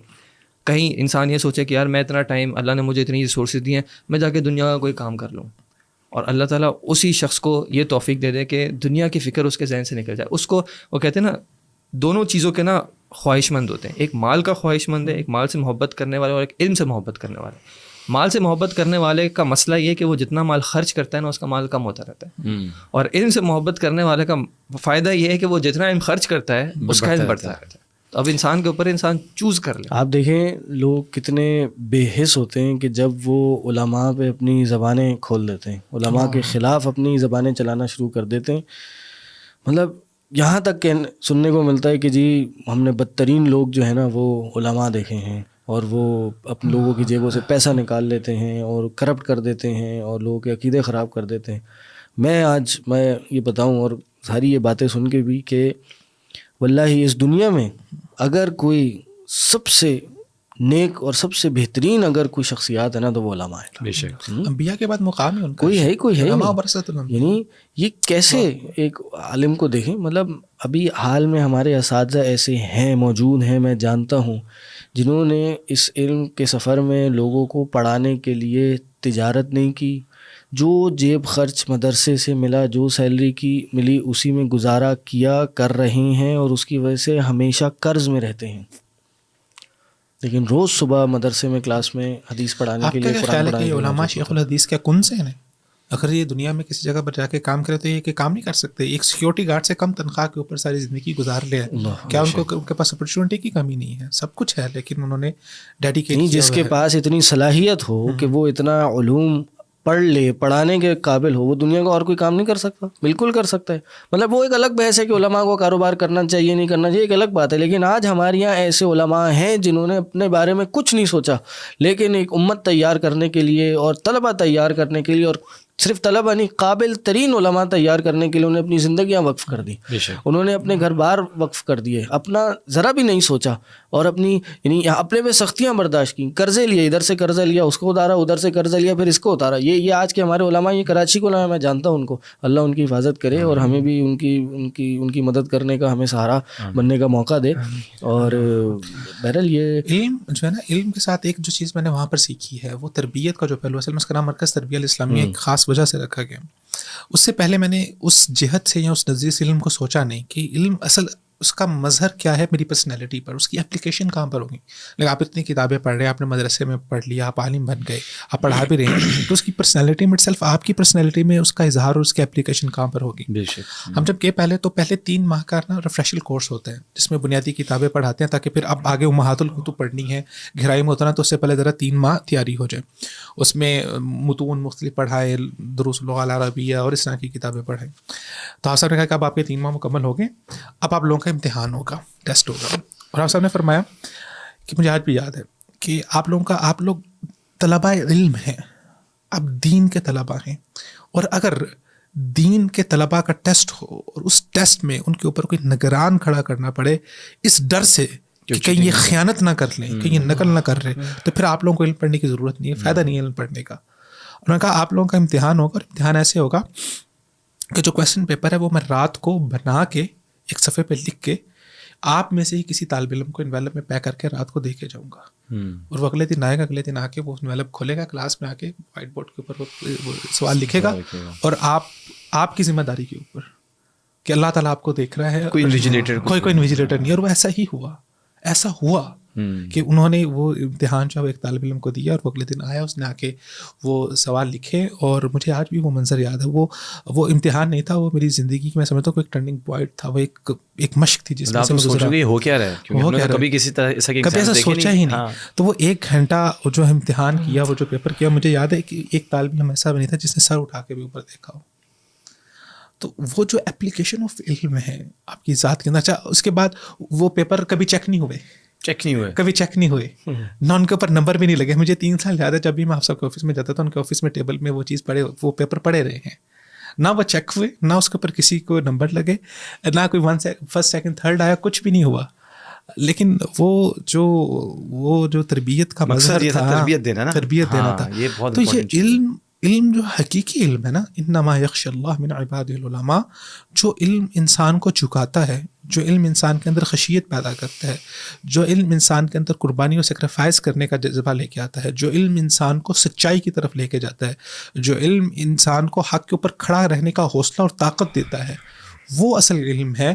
باقی معلومات تو بہت ساری ہو سکتی ہیں، آپ بہت ساری معلومات اکٹھی کر لیں، لیکن وہ معلومات تو ہیں، علم نہیں ہے. علم ہے وہی جو عمل کے اندر ہے، عمل کے بغیر علم کوئی بھی چیز نہیں ہے. مجھے یاد ہے مرکز تربیہ میں جب ہم پڑھتے تو وہاں پر ایسا ہوتا ہے کہ ابھی کوئی ایسا واقعہ بھی بتائیں جس میں آپ کو کوئی مشکل آئی ہو، کوئی پریشانی آئی ہو، اور وہ پھر آپ کے اساتذہ نے آپ کو جو ہے وہ اس میں حوصلہ افزائی کی ہو یا کوئی راہ دکھائی ہو. میرے لیے مجھے جو یاد آ رہا ہے، جو آزمائش جو میرے لیے آئی، اور وہ بہت بڑی آزمائش تھی، اور وہ چیلنج اللہ تعالیٰ بھی آزماتا ہے اپنے بندوں کو. اور اس کے بعد میں نے پھر وہ آزمائش کے اندر میں پورا اترا، تو اللہ تعالیٰ نے مجھے جو ہے اس کا حاصلہ بھی دیا. اور اس کے بعد مجھے اب اس کا ایک نشہ لگ گیا کہ میں اللہ تعالیٰ کے لیے نا وہ میں کچھ کرتا ہوں. ابھی مرکز تربیہ میں سچویشن یہ ہوتی ہے کہ ابھی آپ فارغ نہیں ہوتے، تو مختلف اداروں کے طلباء، اداروں کے محتممین آ جاتے ہیں آپ سب کے پاس کہ آپ کا طالب علم جو فارغ ہوگا اس کو ہمارے ادارے میں آنا ہے.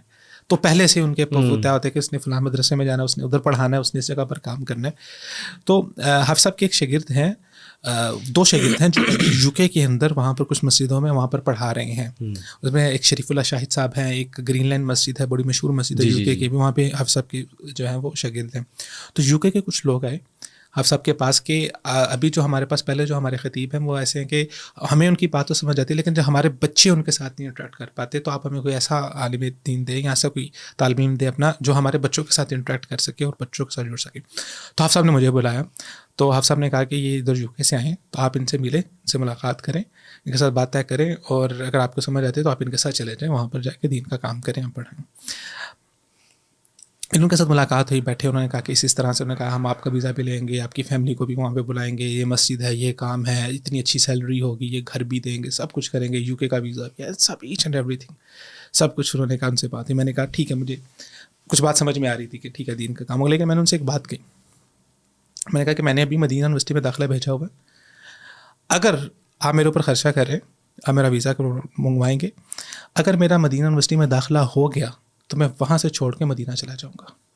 اچھا, مدینہ یونیورسٹی میں جب آپ داخلہ بھیجتے ہیں کوئی پاسبلٹی نہیں ہے کہ کوئی پختہ بات نہیں ہے کہ آپ کا داخلہ ہوگا یا نہیں ہوگا. انہوں نے کہا کتنے عرصے بعد ہوگا, اتنے عرصے بعد ہوگا. انہوں نے مجھے کہا کہ نہیں, یہ آپ کو ہمارے ساتھ بات طے کرنی پڑے گی کہ آپ کا داخلہ ہو بھی جائے تو پھر آپ نہیں جائیں گے, آپ ہمارے پاس ہی رہے گا, آپ نے جو پڑھنا تھا پڑھ لی. میں نے کہا نہیں, میں نے مدینہ جانا ہے پڑھنے کے لیے. خیر, اس بات کے اوپر میری ان کے ساتھ بات طے نہیں ہوئی, اور جو ہے نا وہ میں نے کہا کہ نہیں, انہوں نے کہا ٹھیک ہے, بات ختم ہوگی. اب وہ یہ کہ میں میرے ساتھ جن طلباء نے مدینہ میں داخلہ بھیجا تھا, آزمائش ہے نا اللہ تعالیٰ کی طرف سے, اب میرے ذہن میں تھا کہ میں مدینہ جاؤں گا, پڑھوں گا وہاں پہ. اب کوئی پختہ بات تو نہیں تھی. میرے ساتھ جنہوں نے داخلہ بھیجا وہ مجھ سے پہلے ان کا وہ قبول ہو گئے, وہ چلے گئے, اور میں اکیلا وہاں پہ بیٹھا ہوں. میں بیٹھا ہوا, میں مرکز سے فارغ ہو گیا, وہ آخری سال میں چلے گئے مدینہ پڑھنے کے لیے. میں فارغ ہو کے آ کے میں نے آ کے کچھ اپنی عملی زندگی کے اوپر کام شروع کر دیا. سو مجھے کسی جگہ پر بیچ میں فیل ہوا کہ یار چلو مدینہ نہیں تو یو کے چلے جاتے, یو کے میں وہاں پہ چلے سیٹل ہو جاتے, جاب مل جاتی, سب چیزیں. لیکن رسول اللہ نے فرمایا نا کہ اللہ تعالیٰ کے وعدے بہت سچے ہوتے ہیں. من ترک للہ شیئا عوضہ اللہ خیر منہ, جو اللہ تعالیٰ کے لیے انسان کوئی چیز چھوڑتا ہے نا, اللہ تعالیٰ ممکن نہیں ہے کہ اس کے عوض میں اس کو اس سے بہتر نہ دیں. تو میں واپس آ گیا, تو میرا 1.5 سال پونے 2 سال کے بعد ایڈمیشن ہوا. لیکن ایڈمیشن ہوا میرا الحمدللہ, اور میں گیا, پڑھ کے آیا مدینہ میں گیا, وہاں پہ جا کے پڑھا. لیکن وہ میرے ساتھ جو طلباء تھے وہ مجھ سے پہلے چلے گئے, میں ان سے 1 سال بعد میں گیا. تو وہ 1 سال کا جو پیریڈ میرا رہا وہ ایک آزمائش کا پیریڈ تھا. اور بعض دفعہ کہ ظاہری بات ہے ہم روزانہ جا کے چیک کرتے تھے کہ آج جو ہے کیا اسٹیٹس ہوا اپلیکیشن کا, آج کیا ہوا اسٹیٹس اپلیکیشن کا, پتہ چل رہا اچھا اس کا بھی داخلہ ہو گیا, یہ بھی جا رہا ہے, اس کا بھی ہو گیا, یہ بھی جا رہا ہے, اس کا ہو گیا, وہ بھی جا رہا ہے, میری باری نہیں آ رہی. تو وہ وقت تھا, اللہ تعالیٰ نے جب قبول کرنا تھا تو وہ قبول ہو گیا. تو علم کے لیے آپ کو قربانی دینی پڑتی ہے, اور اس کے لیے آپ کو سیکریفائز کرنا پڑتا ہے, اور آپ دوڑ کرنی پڑتی ہے. آئی ایم شیور بہت ہی ڈیفیکلٹ ڈیسیجن ہوگا یہ جو یو کے والے جیسے. اس کے اوپر پھر بہت زیادہ لیش بیک آیا کہ فیملی نے کہا کہ یار آپ نے دین کا, وہاں پہ جا کے دین کا کام ہی کرنا ہے, اور آپ اتنی اچھی اپرچونیٹی مل رہی ہے اور آپ چھوڑ کے جا رہے ہیں اس کے لیے, مطلب ہے اس چیز کو چھوڑ رہے ہیں. سو آپ کو اللہ کے لیے کچھ نہ کچھ تو چھوڑنا پڑتا ہے, اور اللہ تعالیٰ بھی آزماتا ہے کہ کیا آپ جو اللہ تعالیٰ آپ کو کچھ مقام دینا چاہتے ہیں کہ آپ اس کے قابل بھی ہیں یا نہیں. تو جتنی بڑی آپ کی قربانی ہوگی, جتنا بڑا آپ کا سیکریفائز ہوگا, اللہ تعالیٰ کے ہاں آپ کا مقام بھی اتنا بلند ہوگا. بعض دفعہ اللہ تعالیٰ اس کو آپ کو دنیا میں بھی پے آف کر دیں گے, اور بعض دفعہ اللہ تعالیٰ دنیا میں پے آف نہیں کریں گے, کیونکہ آپ کا عمل اتنا خالص ہے کہ اللہ تعالیٰ کو اتنا پسند ہے کہ اللہ تعالیٰ نے اسے اپنے پاس محفوظ کر لیا ہوا ہے, اور اللہ تعالیٰ یہ چاہتے ہیں کہ اس کا اجر اللہ تعالیٰ کے علاوہ آپ کو کوئی نہیں دے سکتا. تو وہ جیسے روزے دار کے لیے روزہ بھی بہت مبارک عمل ہے, فرمایا کہ روزے دار کے لیے بھی 2 اجر ہیں. ایک اجر ہوا جب اللہ تعالیٰ کو ملے گا, تو عالم کے لیے اور حافظ کے لیے تو اللہ تعالیٰ نے جنت کے اندر فرمایا کہ اقرا ورتقی, پڑھتا جا اور چڑھتا جا, اس کے لیے تو اجرہم بغیر حساب, اللہ تعالیٰ نے بغیر حساب کے اجر رکھا ہوا ہے. اللہ تعالیٰ نے تمام کائنات کی مخلوقوں کو اس کے لیے مسخر کر دیا ہوا ہے.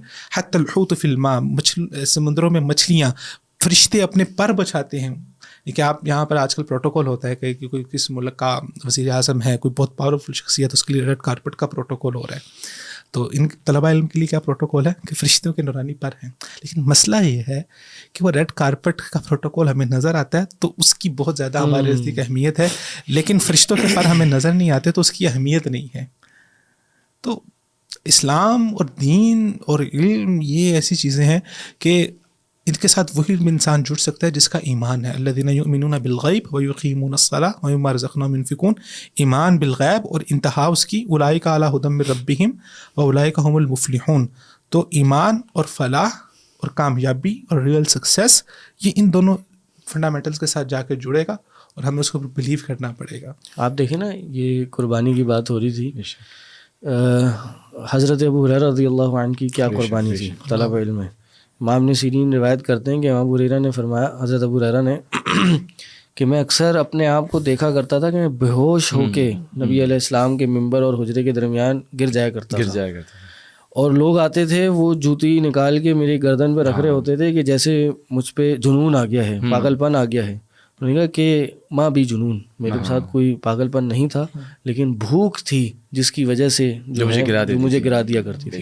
یعنی طلب علم میں یہاں بات ہو رہی تھی بھائی کیا چیز موٹیویشن ہے, کیا چیز ہے, مطلب جو بھی موٹیویشن ہے. وہ ابو ہریرہ تھے کہ ان کو کھانا پینا بھی یاد نہیں رہا, وہ اپنی بھوک پیاس بھول گئے نبی علیہ السلام کی حدیثیں نوٹ کرنے کے لیے. اور وہ آپ کو پتہ ہے نا, وہ بعد میں کچھ لوگوں نے کہا یار یہ ابو ہریرہ یہ ایسی حدیثیں سناتے ہیں, ہم نے تو سنی نہیں اللہ کے رسول صلی اللہ علیہ وسلم سے, یہ بھی کوئی باتیں بتائی گئی تھیں, ہم نے اتنا عرصہ گزارا ہے ہمیں نہیں پتہ. تو کیا کہتے تھے وہ, انہوں نے کہا کہ ہاں جس وقت وہ لوگ مارکیٹوں میں کھڑے ہو کے کاروبار کر رہے ہوتے تھے, میں اللہ کے رسول صلی اللہ علیہ وسلم کے قدموں میں بیٹھ کے جو ہے حدیثیں سن رہا ہوتا تھا. تو اور آج آپ دیکھیں اللہ نے نہیں دیا ان کو وہ مقام. انہوں نے کہا کہ یہ امیر المومنین فی الحدیث من الصحابہ, کہ صحابہ میں سب سے زیادہ روایات جس صحابی سے ہیں وہ ابو ہریرہ رضی اللہ عنہ ہیں. دین کا ایک ذخیرہ صحابہ نے عمل کیا, صحابہ کے بعد تابعین نے, تابعین کے بعد تبع تابعین نے, محدثین کا دور آیا, فقہا کا دور آیا. آج 1400 سال گزر گئے. 1400 سال میں جتنے مسلمان ہیں سب کے عمل کا صدقہ جاریہ ابو ہریرہ رضی اللہ عنہ کے اکاؤنٹ میں جا رہا ہے. یہ اس وقت چند مہینوں کی بھوک پیاس برداشت کر کے جو رسول اللہ کے قدموں میں گر کے علم حاصل کیا تھا اس کا ثواب مل رہا ہے. اور آج آپ یہاں بیٹھے, میں یہ بتا دوں جو اصل بات ہے نا, کہتے کیا چیز, کیا ڈرائیونگ فورس ہے. آپ یہاں بیٹھے ہیں, حافظ صاحب کو پتہ ہے, حافظ مسعود احمد صاحب کو پتہ ہے, نہیں, ان کے تصور میں بھی نہیں ہوگا کہ ایک لڑکا کئی سالوں پہلے ہمارے پاس آیا, اس نے پڑھا, ہم نے اس کو تیار کیا, کئی سالوں بعد ایک ادارہ بنا, ادھر کوئی پروگرام ریکارڈ ہوا, وہ آیا, اس نے اس میں آ کے اس ادارے کی اور شیخ صاحب کی مشائخ کی پڑھائی کی, وہاں پہ داستانیں سنائیں, ان کی تعریفیں کی. یہ ویڈیو پتہ نہیں کہاں تک جائے گی, کب تک جائے گی, ہم رہیں نہ رہیں تب تک چلی جائے گی. یہ موٹیویشن زندگی بھر جب تک شاید دنیا ہے تب تک باقی رہے گی. لیکن سب کا صدقہ جاریہ کہاں جا رہا ہے, شیخ صاحب کو جا رہا ہے, تینوں جو مشائخ ہیں ان کو جا رہا ہے, پھر ان کے اساتذہ کو جا رہا ہے, ان کے والدین کو جا رہا ہے. اس سے بڑی موٹیویشن کیا ہو سکتی ہے. یعنی آپ دیکھیں یہ ہمارے شیخ عثیمین, شیخ بن باز, شیخ البانی. شیخ عثیمین آپ کو پتہ ہے اتنے سے مدرسے میں پڑھاتے تھے, اتنی سی قسیم کی مسجد تھی اس میں پڑھاتے تھے. قسیم نام بھی نہیں سنا ہوگا, کوئی شہر کوئی علاقہ بھی ہے سعودیہ میں, اتنی جگہ میں پڑھاتے تھے. صرف کیا ایک ریکارڈر ساتھ میں رکھ لیا. یہ اللہ کی تقدیر ہوئی کہ شیخ صاحب نے ریکارڈ کر لیا اس کو, آڈیو ریکارڈ. آج پورا ادارہ ہے شیخ صاحب کے نام پہ. آج تک ان کی ریکارڈنگ سے علماء اور طلباء بیٹھ کے ٹائپنگ کر رہے ہیں, کتابیں لکھ رہے ہیں. میں خود گیا ہوں وہاں پر. دنیا کا کوئی خطہ شیخ میں سمجھتا ہوں نہیں ہوگا جہاں شیخ صالح العثیمین کی کتابیں. مسوا شیخ صالح العثیمین جو ہے نا مؤسسہ, ان کا مؤسسہ ہے. آپ قسیم میں جاتے شیخ قسیم کے تھے, میں وہاں پر 2 دفعہ گیا ہوں. تو آپ بتا رہے کہ اتنی سی جگہ پر ان کا ادارہ تھا, اور آج جو ان کا مؤسسہ ہے وہ اتنی بڑی جگہ پر ہے. وہ بلڈنگ بنی ہوئی ہے, کم از کم 15 منزلہ بلڈنگ ہے, اور وہ دور سے دیکھ کے آپ کو ایسے لگتا ہے کہ 2 کتابیں ان کی لیٹی ہوئی اور 1 کتاب کھڑی ہوئی ہے. ایسی شاندار بلڈنگ وہ بنی ہوئی ہے. تو ان کے مرنے کے بعد وہ ان کا جو فیض ہے اور وہ چیزیں چلتی آ رہی ہیں جو کبھی نہ ختم ہونے والی. جو باتوں سے فیل ہو رہا ہے نا وہ یہ کہ جو جنگ ہے نا مٹیریلزم اور اسپرچولیزم کے درمیان بہت دور ہے. اگر آپ نے اوور کم کر دیا نا تو پھر آپ کے دروازے کھل سکتے ہیں, کیونکہ آج مٹیریلزم اتنا زیادہ ہے دنیا کے اندر. ہر بچہ ایسے لڑکوں سے اسپیشلی آپ یہ چاہتے ہیں کہ وہ کیریئرز ان کے بنے, سب چیزیں بنے, پھر اس میں سیکریفائس, پھر اس میں منی میٹرز, مہنگائی اور 1000 چیزیں جو آپ کے چاروں طرف پھیلی ہوئی ہیں, اس میں سیکریفائس دینا, انسرٹنٹی کو فیس کرنا کہ کیا ہوگا, پتہ نہیں آپ مدینہ جاتے نہیں جاتے, پتہ نہیں آپ UK گئے نہیں گئے, اس پہ پتہ نہیں کتنا لوگوں نے بولیں. میں خود بیٹھا سوچا تھا یار اتنا بڑا فیصلہ ہے, آپ کو کچھ نہیں پتا مدینہ میں. میں جانتا ہوں لوگوں کو 5-5 سال سے ایڈمیشنز نہیں ہو رہے اور 6-6 مہینے میں ہو جاتے ہیں. کوئی گارنٹی نہیں ہے. میں آپ کو بتاؤں یہ موٹیویشن کی بات ہو رہی تھی, یہ بھی جب سیلاب آیا تو سندھ میں تو ایک ویڈیو نکلی کہ ایک شخص جو ہے وہ ایک کشتی کو نا دھکا لگا کے چلا رہا ہے، اور وہ سندھی ہے، اپنی سندھی زبان میں بول رہا ہے، اور اس نے بولا کہ یہ جو 8 گاؤں ہیں نا، یہ ادھر کے یہ جتنے 8 گاؤں ہیں یہ بت پرست تھے. کہا ہم لوگ باپ دادا کئی صدیوں سے بت پرست تھے، ہندوؤں تھے، اور ان 8 گاؤں کو بدی الدین شاہ راشدی رحمہ اللہ نے مسلمان کیا اور ان کو اہل حدیث اہل سنہ بنایا، سنت پہ لائے. یہ اصل کامیابی یہی ہے. مطلب اس سے بڑی موٹیویشن مسئلہ یہ نا کہ چیز یہ کہ اس کو آخرت پریفرنس آ گئی نا، پرائیورٹی سیٹ ہو ہمارے چند بھائی یہ جو ٹیمپریری ورلڈ آپ کے سامنے یہ پرائیورٹی نہیں رہی. سندھ میں جا کے انہوں نے کام کیا، سندھ میں جا کے کام کیا. کہتے ہیں ایسی ایسی جگہوں پہ جہاں ہماری گاڑی نہیں جا سکتی تھی ہم وہاں گئے، وہاں شاہ صاحب کے ہاتھ کی بنائی ہوئی مسجد موجود تھی، افتتاح کی ہوئی مسجد وہاں موجود تھی. شاہ صاحب نے وہاں جا جا کے دعوت دی ہے، وہاں جا جا کے علم کی نشر و اشاعت کی ہے. اور خود شاہ صاحب علم کا ایک سمندر تھے. ان کی لائبریری اس زمانے سے ایک یعنی آج بھی وہ ایک کہتے ہیں نا ایک ٹورسٹ اسپاٹ ہے. آپ نیو شہید آباد جائیں، لوگ کہتے ہیں بھائی آئے آپ کو شاہ صاحب کی لائبریری دکھاتے ہیں. تو وہ علم کا سمندر بھی تھے اور اس کے ساتھ ایک دائی تھے اور ایک ایکٹیوسٹ تھے، انہوں نے یہ کام کیا ہے. تو بھائی یہی ڈرائیونگ فورس ہے. سلف کے اشعار میں سے وہ شعر وہ کہتے ہیں کہ دقات قلب المرء قائلۃ له ان الحیات دقائق وثوانی، کہ انسان کے دل کی جو دھڑکن ہے وہ انسان کو چیخ چیخ کے پکار رہی ہے کہ ان الحیات، یہ زندگی جو ہے، دقائق و ثوانی، یہ چند منٹ اور چند سیکنڈز پر مبنی ہے. فارفع لنفسک بعد موتک ذکرھا، کچھ ایسا کام کرو زندگی میں جو آپ کے مرنے کے بعد آپ کے ذکر کو بلند رکھے. فإن الذکر للانسان عمر ثانی، جب مرنے کے بعد انسان کا ذکر باقی رہتا ہے وہ انسان کی دوسری عمر ہے. دنیا میں کتنے ملینئرز آئے ہوں گے، کتنے بلینئرز آئے ہوں گے، کتنے بڑے بڑے تجارت والے لوگ آئے ہوں گے، کتنے انوویٹرز آئے ہوں گے، کتنے پولیٹیشینز آئے ہوں گے. ہٹلر کا نام لیا جاتا ہے تو آج اس کو سیاہ حروف سے یاد رکھا جاتا ہے. جتنے لوگوں نے بڑی بڑی پاورز کو انجوائے کیا ان کا نام آج سیاہ حروف سے لکھا جاتا ہے. لیکن امام بخاری رحمۃ اللہ علیہ، شیخ الاسلام ابن تیمیہ رحمۃ اللہ علیہ، امام ابن قیم رحمۃ اللہ علیہ، پیر بدی الدین راشدی، ہم اپنے قریبی کے لوگ بات کرتے ہیں، محدث نذیر حسین دہلوی رحمۃ اللہ علیہ، آج وہ لوگ ہیں جب ان کے طلباء اور ان کے بعد جو علم کا فیض جاری ہے ان کا نام لیتے ہوئے بھی ہم ادب سے نام لیتے ہیں. ہم اپنے آپ کو ذرا کہہ لیتے ہیں کہ ہم ذرا ان کے نام لیتے ہوئے بھی ذرا اپنے ادب کو ملحوظ رکھ لیں کہ ان کا نام ہم نے لینا ہے، دعا بھی اور ان کے لیے دعا کرتے ہیں. تو کہاں پر کوئی تاجر، کہاں پر کوئی انوینشن کرنے والا مرنے کے بعد اس کی ان کا امام ابن تیمیہ رحمۃ اللہ نے کیا فرمایا تھا، ان کی وہ جو بعد میں پڑھتا ہوں نا تو وہ فرماتے ہیں کہ یہ جو دنیا والے ہیں اور ہمارا ان کے ساتھ جو فیصلہ ہوگا نا وہ ہمارے جنازوں پر ہوگا. اللہ اکبر. کہ جنازے دیکھیے گا کہ اہل علم کا جنازہ ہوتا ہے اور اس جنازے کے اندر کتنے لوگ آتے ہیں اور ایک دنیا دار بندے کے جنازے کتنے لوگ آتے ہیں اور کون لوگ آتے ہیں. تمہارا اور ہمارا فیصلہ ہمارے جنازے والے دن ہوگا جس دن جنازے پہ لوگ اکٹھے ہوں گے. جنازے کے بارے میں تو سوچتے نہیں ہیں شیخ لوگ. آپ دیکھیں نا یہ امام یحییٰ بن معین رحمہ اللہ، جبھی جرح تعدیل کی بات ہو رہی تھی، امام الجرح والتعدیل، امام بخاری کے استاد، امام مسلم کے استاد، امام احمد بن حنبل کے استاد، یہ کہتے ہیں کہ میرے والد کا انتقال ہوا تو میرے لیے 10 لاکھ درہم وہ ورثے میں چھوڑ کے گئے. کتنے؟ 10 لاکھ درہم ورثے میں چھوڑ کے گئے. کہتے ہیں فَأَنفَقْتُهُ كُلَّهُ عَلَى الْحَدِيث، میں نے پورے کے پورے اس وراثت کو میں نے حدیث کے علم پہ لگا دیا، حدیث حاصل کرنے پہ لگا دیا. کہتے ہیں یہاں تک کہ میرے پاس کچھ نہیں بچا، یہاں تک کہ صرف ایک جوتی بچی جو میں پہن کے جاتا تھا. اللہ اکبر. یہ دیکھیں یہ محنت تھی، یہ قربانی تھی جو انہوں نے دی اور اس کا ثمرہ دیکھا، اس کا رزلٹ دیکھا. اور بس یہ جو نام باقی رہ جاتا ہے یہ اللہ تعالیٰ کے فضل سے رہتا ہے. جب آپ علم پڑھنا شروع کرتے ہیں، اب جب اس میدان میں آئے نا، میدان میں آئے کہ جب علم کی گہرائی کو سمجھا ہے، تو بھی پچھلے دنوں میری اسری صاحب سے میں ملاقات کرنے کے لیے گیا. ان کے گھر میں آج کل بیمار ہیں تو سفر نہیں کر پاتے، تو میں خصوصی طور پر ان سے ملنے کے لیے ان کے گھر میں گیا. تو میں نے کہا استاد جی اب دل کرتا ہے کہ دوبارہ سے وہ وقت آئے. میں نے کہا اب مجھے سمجھ آئی ہے کہ آپ سے پڑھنا کیسے ہے، آپ سے علم حاصل کیسے کرنا ہے. اس وقت نہیں مجھے پتا تھا، اب مجھے پتا ہے. اب مجھے موقع ملے تو میں دوبارہ آپ سے پڑھوں اور میں علم سیکھوں اور جو سیکھنے کا حق ہے وہ ادا کروں. تو اسی صاحب کہتے ہیں کہ حضرت صاحب، ان کا ایک وہ بڑا انداز ہے، حضرت صاحب کہتے ہیں حضرت صاحب اتنا وہ کندھے پہ ہاتھ رکھ کیسے مار کے، حضرت صاحب کیا باتیں کرتے ہیں آپ. کہتے ہیں آپ کا کہتے ہیں اب ہمارا دل کرتا ہے، ہمیں لگتا ہے کہ اب ہمیں سیکھنا ہے کہ کاش ہمیں وہ اساتذہ ہمارے اب دوبارہ مل جائے تو ہم ان سے پڑھیں. تو علم جتنا گہرا ہوتا ہے نا اتنا آپ کو جھکاتا ہے، اتنی آپ کو چپ لگوا دیتا ہے. وہ انسان جس کے پاس جتنا علم پختہ ہوگا نا، وہ آپ اسے مسئلہ پوچھیں گے، وہ کہے گا فلاں دوسرے عالم سے پوچھ لو، وہ کہے گا دوسرے عالم سے پوچھ لو. اور جس انسان کا علم جتنا سطحی ہوگا، جتنا کم ہوگا، وہ آپ اسے مسئلہ پوچھیں گے. ابھی ہوتا یہ ہے کہ عالم آتے ہیں کسی مسجد میں، تو وہ بیٹھے ہوتے ہیں تو لوگ سوال پوچھنے لگتے ہیں، تو لیفٹ رائٹ دائیں بھائی آپ نے کچھ لوگ دیکھا ہوگا کہ جو دین کے ساتھ جڑے ہوتے ہیں تو ان کے ساتھ بیٹھے ہوتے ہیں، تو سوال ابھی ہوتا ہے تو وہ آپ ہی عالم نے جواب دینا نہیں ہوتا، تو لیفٹ رائٹ والے پہلے ہی اس کا جواب دے دیتے. تو علم جتنا آپ کا کم پختہ ہوگا، اتنا آپ زیادہ جو ہے نا وہ لوگوں کو مسائل بتانے میں اور زیادہ رائے دینے میں اور لوگوں کو جج کرنے میں اور لوگوں کے بارے میں رائے قائم کرنے کے لیے آپ آگے آئیں گے.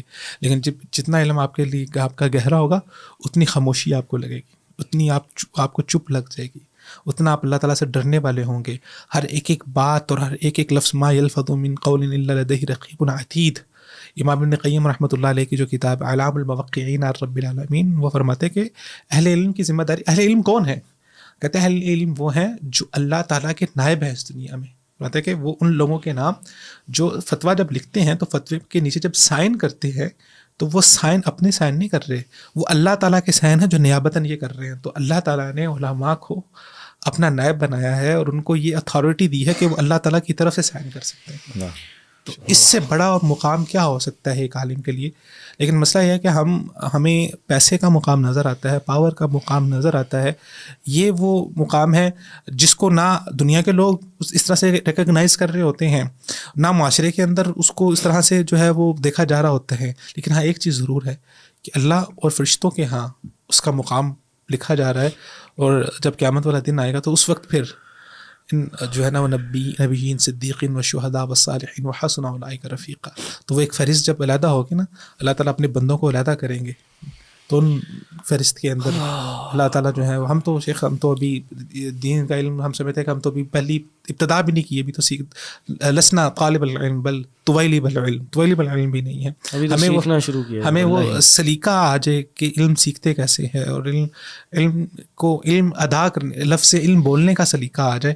تو یہ بھی میں سمجھتا ہوں کہ ایک طالب علم کے لیے بہت بڑی شرف کی بات ہے کہ احب الصالحین ولست منہم. کہتے ہیں کہ میں صالحین علماء سے محبت کرتا ہوں، ولست منہم، میں ان جیسا تو نہیں ہوں. لعل اللہ یرزقنی الصلاح، ہو سکتا ہے کہ کل کے ایک دن ایسا بھی آگے کہ اللہ تعالیٰ مجھے ان کے ساتھ ہی ملا دیں. تو ہماری تو خواہش یہ ہے کہ اللہ تعالیٰ ہمیں کسی طرح سے ان کے ساتھ ہی ملا دے اور ان کے ساتھ ہی مل جائے. ہم قیامت والے دن ہم نے یہ دیکھنا ہے کہ میں کبھی کبھی اپنی ذات سے سوال کرتا ہوں کہ قیامت والے دن جب مجھے اٹھایا جائے گا تو میں کیا پسند کرتا ہوں کہ میں کن لوگوں کی صف میں اٹھوں.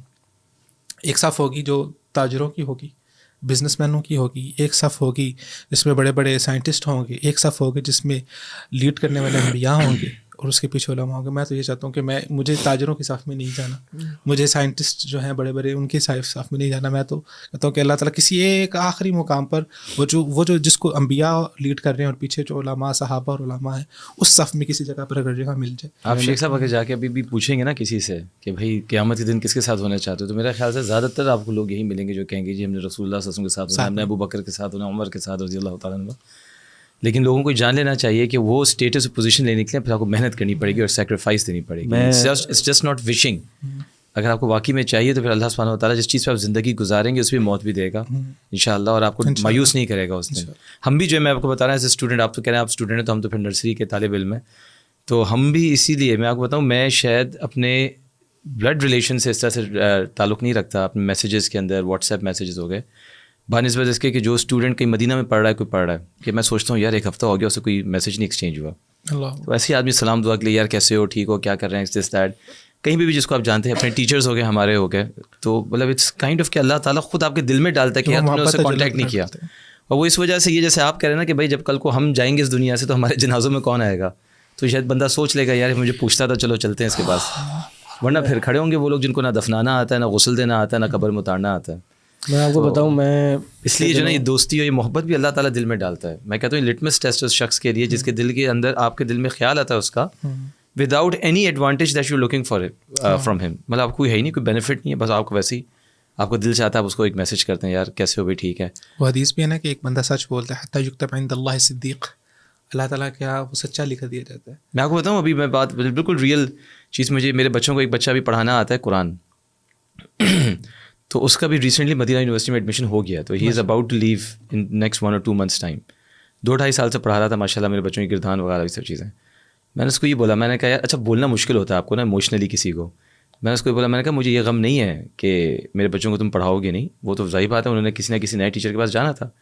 مجھے یہ غم ہے کہ بھائی تم آتے تھے میرے گھر اور 5 منٹ میں ہی تم سے ملاقات ہو جاتی تھی جانے سے پہلے. اب وہ میں مس کروں گا ملاقاتیں جو ہیں. تو تم نے ان ٹچ رہنا ہے کسی طریقے سے بھی. یہ جو نا میں کسی اور کو نہیں بول پاتا, اپنے بلڈ ریلیشنز پتہ نہیں کتنے کزنز ہیں, سلام دعائی نہیں ہوتی ٹھیک سے. مطلب یہ ایک بہت ڈفرینٹ قسم کی فیلنگ ہے جو کہ اللہ تعالیٰ نے لوگوں کے لیے جو نا آپ کے دل میں ڈال دیتا ہے. اور یہ طالب علم ہے سارے اسٹوڈنٹس جو ہیں.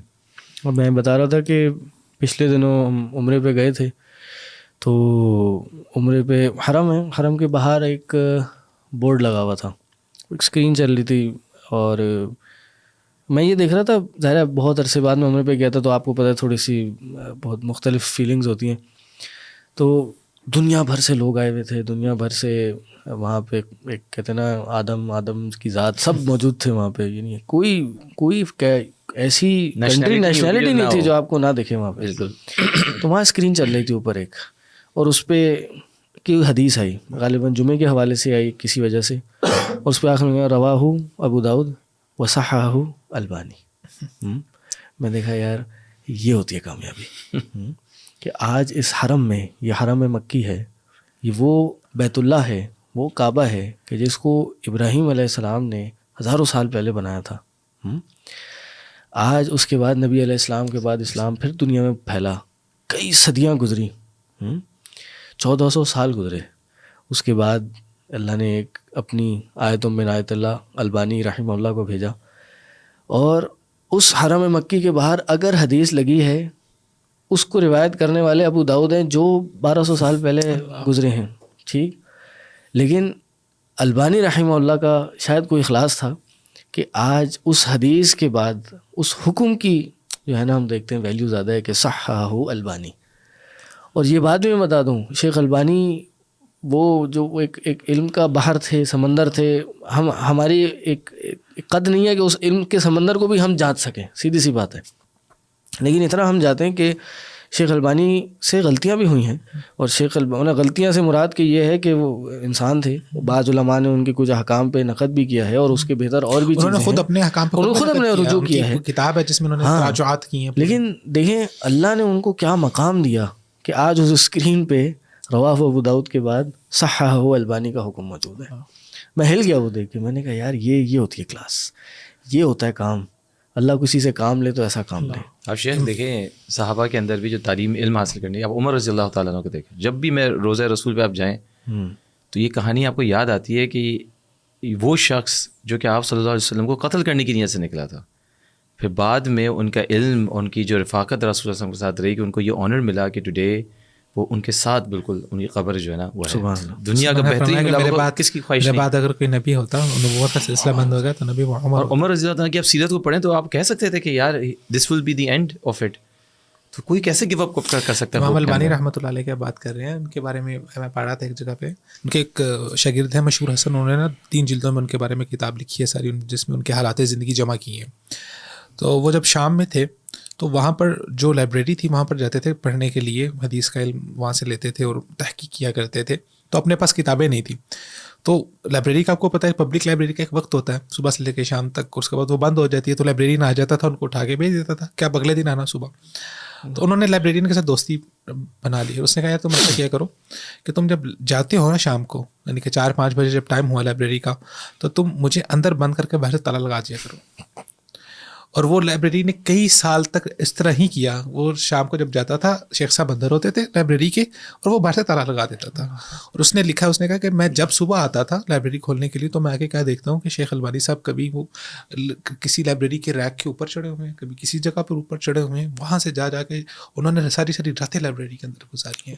اور انہوں نے کیا اس طرح سے, اور اپنے گزر بسر کرنے کے لیے وہ گھڑی ساز تھے, گھڑیوں کا کام کیا کرتے تھے. تو بس وہ اپنے گھڑی سازی کے ذریعے سے جو بھی نان و نفقہ ہے اس کو کماتے تھے, اور باقی سارے کا سارا جو اپنی زندگی ہے وہ دین کے علم کے لیے, اور وہ ساری رات لائبریریوں میں بند رہ کے انہوں نے گزاری ہے. اور ہم جو ہے وہ ہماری ترجیحات ہی مختلف ہوتی جاتی ہیں اپنی مصروفیات زندگی کی. بس اللہ تعالیٰ سے دعا ہے کہ اللہ تعالیٰ ہمیں علم کے ساتھ جڑنے کی اور علم سیکھنے کی توفیق عطا فرمائے, اور علماء کے ساتھ جڑنے کی اور علماء سے زیادہ فیض حاصل کرنے کی توفیق عطا فرمائے. اور میں بتاؤں اس بات سے مجھے مزید ایک دم ذہن میں یہ بات آئی کہ آج بھی مدارس میں ہمارے یہاں افغانستان سے طلبہ آتے ہیں. میں آپ کو بتاؤں جو افغانستان سے اسٹوڈنٹس آتے ہیں نا وہ 2 دن کا سفر کر کے آتے ہیں, 2 دن تک نان اسٹاپ گاڑی کا سفر کرتے ہیں, پھر ہمارے مدارس میں پہنچتے ہیں. اور یہ بھی لوگ بتاتے ہیں کہ افغانی جو اسٹوڈنٹس ہوتے ہیں نا وہ اکثر رات کو تہجدیں پڑھ رہے ہوتے ہیں, اور دن میں جب وہ کلاس میں بیٹھے ہوتے ہیں نا تو رومال اپنے سر پہ کر کے آنسو بہ رہے ہوتے ہیں, اللہ کی خشیت سے رو رہے ہوتے ہیں. تو یعنی ایک تو جسمانی سفر بھی ہے اور محنت بھی ہے, اس کے بعد روحانی محنت بھی ہے. یعنی کہ ایک وہ کہتے ہیں امام شافعی کا جو قول تھا, یہ امام شافعی کا تھا کہ علم حاصل کرنے کے لیے 5 چیزیں چاہیے. تو اس میں ایک عقل, ایک ذہانت تو ہے اور محنت بھی ہے, جستجو بھی ہے, ایک استاد کے ساتھ لزوم بھی ہے, ایک استاد بھی آپ کو چاہیے, ٹھیک ہے نا. لیکن اس کے ساتھ ساتھ آپ کو جو ہے نا وہ روحانی ایک اللہ کی ایک ایمانی قوت بھی چاہیے. کہتے ہیں نا علم عمل کا دروازہ آ کے کھٹکھٹاتا ہے, اگر اس کو جواب ملتا ہے تو وہ ٹھہرتا ہے, نہیں تو وہ چلا جاتا ہے. تو اگر انسان مجھ سمیت ہم اگر گناہوں کو نہیں چھوڑیں گے, یہ علم کے لیے نہ ہم محنت کر سکتے, نہ اللہ ہمیں مزید توفیق دے گا کہ ہم مزید علم کے اندر جائیں. جاتے بھی رہیں گے, حافظہ کمزور ہوتا رہے گا, گناہ کرتے رہیں گے, اور جو پڑھ رہے ہیں وہ بھی ضائع ہوتا رہے گا, وقت بھی ضائع اور علم بھی ضائع ہوتا رہے گا. تو اس محنت کے ساتھ ساتھ جو جسمانی محنت ہے یا مالی ایک سیکریفائز ہے, اس کے ساتھ ساتھ ہمیں کچھ نہ کچھ اپنے آپ کو علمی ایمانی طور پر, روحانی طور پر بہتر کرنا مضبوط کرنا پڑے گا. میں طلبہ علم دیکھ رہے ہوں کہ اختتام کی طرف چلتے ہیں. تو جو میرا ابھی تک کا حاصل رہا ہے پوری اس جرنی کے اندر, پھر آگے مدینہ یونیورسٹی کے, وہ پھر آگے ایک لمبی کہانی ہے, وہ پھر ہم ایک نئے ایپیسوڈ پہ ڈسکس کر لیں گے. تو جو میرا حاصل رہا ہے علم کا, جو میں نے سمجھا ہے, اگر میں اس کو 2 لفظوں کے اندر یا 2 جملوں کے اندر بیان کرنا چاہوں تو ایک طالب علم کی زندگی میں سب سے پہلا مقام آتا ہے جہاں پر اس نے علم کو صرف پڑھنا ہوتا ہے, اس کو گہرائی نہیں سمجھ آ رہی ہوگی. اس کا مقام وہاں پر یہ ہے کہ وہ معلومات کو اپنے پاس اکٹھا کرتا جائے اور وہ معلومات اپنے سینے میں جمع کر لے, اور ان کو ایک اچھی کٹالوگ وہ اپنے پاس بنا لے, علم کی اپنے سینے کے اندر جمع کر لے. پھر اس سے اگلا مرحلہ آئے گا, جو اس نے معلومات اپنے پاس اکٹھی کی ہیں اس کو اپنے سینے کے اندر, اپنے دل کے اندر اس نے ترتیب دینی ہے.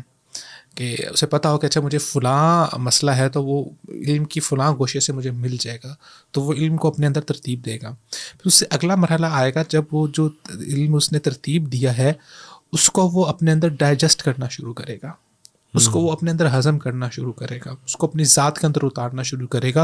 اور اس میں یہ پوائنٹ ہے کہ میں خود اگر دیکھوں کہ میری طالب علمی کا وہ حصہ جس میں لاپرواہی رہی اور اس میں اللہ تعالیٰ کے ساتھ انصلاح کتنا مضبوط نہیں تھا, لیکن اس کے بعد جب اللہ تعالیٰ کی طرف سے طرف تھوڑا انصلاح کچھ بہتر ہوا تو وہ جو تفہیم اور وہ جو فہم اللہ تعالیٰ کی طرف سے ملا. اور میں سلف کے بارے میں پڑھتا ہوں کہ امام بخاری رحمۃ اللہ علیہ حدیث لکھنے سے پہلے جو ہے نا وہ دعا کرتے اور نفل پڑھتے تھے, اور ابن تیمیہ رحمۃ اللہ علیہ دعا کرتے تھے, یا معلم ابراہیم علمنی, یا مفاہم سلیمان فاہمنی. اللہ تعالیٰ سے دعا کرنا کہ اللہ مجھے علم دے دے. علم حاصل کرنے کے لیے اللہ سے دعا بڑی کرنی پڑتی ہے آپ کو کہ اللہ مجھے علم سمجھا دے. علماء فرماتے ہیں کہ علم جو ہے یہ شکار ہے, اور یہ شکار جو ہے ایک تو اس کو کتابت کے ذریعے سے قید کر لو, دوسرا یہ شکار اس دل میں آتا ہے جس دل کے اندر اتنا جگرا ہو کہ اس کو سنبھال سکے. تو یہ شکار عام شکار نہیں ہے, اس کے لیے آپ کو اللہ کے ساتھ لاؤ لگا کے اپنے دل کو اتنا بڑا کرنا ہوتا ہے, سینے کو. اللہ تعالیٰ نے فرمایا کہ ہم نے آپ کے دل پر, آپ کے سینے پر قرآن کو نازل کیے. تو اللہ تعالیٰ سے دعا اور انسلاک, اور پھر آپ اپنے اندر جو ہے نا وہ اس علم کو اس کو ہضم کرنا شروع کرتے ہیں, ڈائجسٹ کرنا شروع کرتے ہیں. اس کے بعد چوتھا مرحلہ آتا ہے جہاں پر وہ آپ اپنا ایک ورژن آف علم نکالنا شروع کرتے ہیں, جو آپ کی انڈرسٹینڈنگ ہوتی ہے.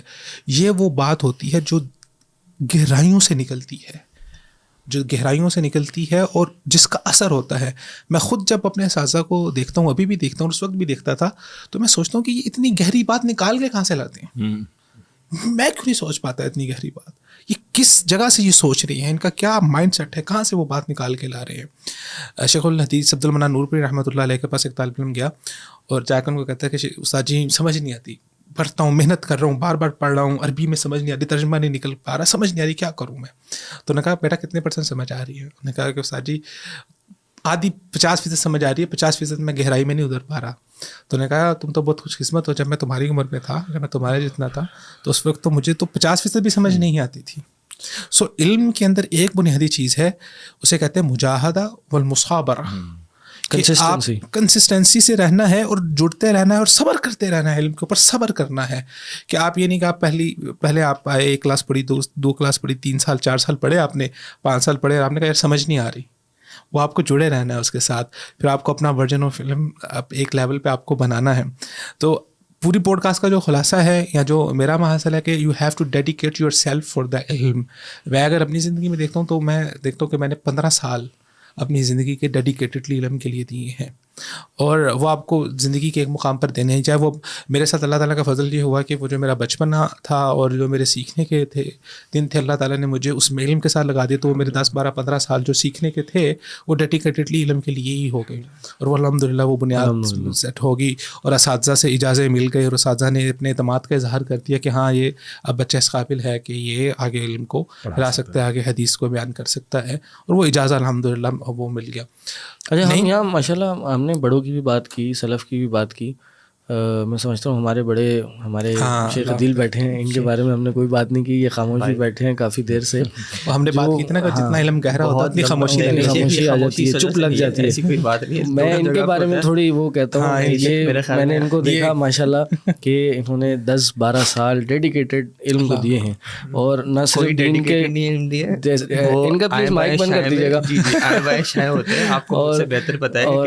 اور اس کے ساتھ ایک دیکھیں نا ڈیڈیکیٹڈ, اس کا مطلب یہ نہیں کہ ڈیڈیکیٹڈ سے مراد کہ صرف دینی علم لیا, بلکہ اس کے ساتھ ساتھ اپنی دنیاوی تعلیم کو بھی ماشاءاللہ انہوں نے جاری رکھا. اور ان باتوں کو بتانے کا مقصد ماشاءاللہ اسٹوڈنٹس یا دوسروں کو موٹیویشن دلانا ہے. ٹھیک, اللہ قبول کرے ان سے بھی, آپ سب سے بھی, ہم سے بھی, کہ انہوں نے پھر اپنی بیچلرز بھی کی, ساتھ میں ماسٹرز بھی کی, ایم فل بھی کی, اس کو پریکٹس بھی کیا, مدرسہ بھی جاتے رہے, مدرسے کے ساتھ ساتھ کچھ نہ کچھ کاروبار بھی چلتا رہا, پڑھاتے بھی رہے, اور اس کے پہلے کہہ لیجئے کہ پرائیویٹ مشائخ سے ٹائم لے کے بھی پڑھتے رہے.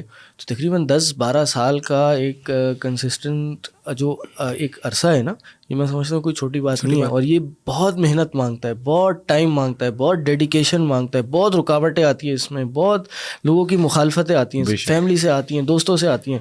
میں آپ کو بتاؤں, ہم 10-12 دوست تھے جو ان کے سفر پہ نکلے تھے, یا شاید اور بھی ہوں گے 2-4 اور جو ہم اکٹھا سفر پہ نکلے تھے, لیکن یہ 2-3 لوگ ہی جو آج ابھی تک کنیکٹڈ ہیں اس سفر سے. تو اور میں ان کے بارے میں یہ بھی جانتا ہوں, جب شروع میں پڑھنے جاتے تھے تو گاڑی نہیں تھی اور بائک تو نہیں تھی ظاہر ہے, تو 2 بسیں بھی تبدیل کر کے جاتے تھے ماشاءاللہ. ایک بس میں بیٹھے, ایک جگہ پہنچے, وہاں سے بیٹھے دوسری بس میں, وہاں سے بائی واک جاتے تھے, پھر شیخ آتے تھے, پڑھاتے تھے, 1-2 گھنٹے 3 گھنٹے ڈیڈیکیٹڈ, وہ ان کو ٹائم دیتے, یہ ان کو ٹائم دیتے تھے.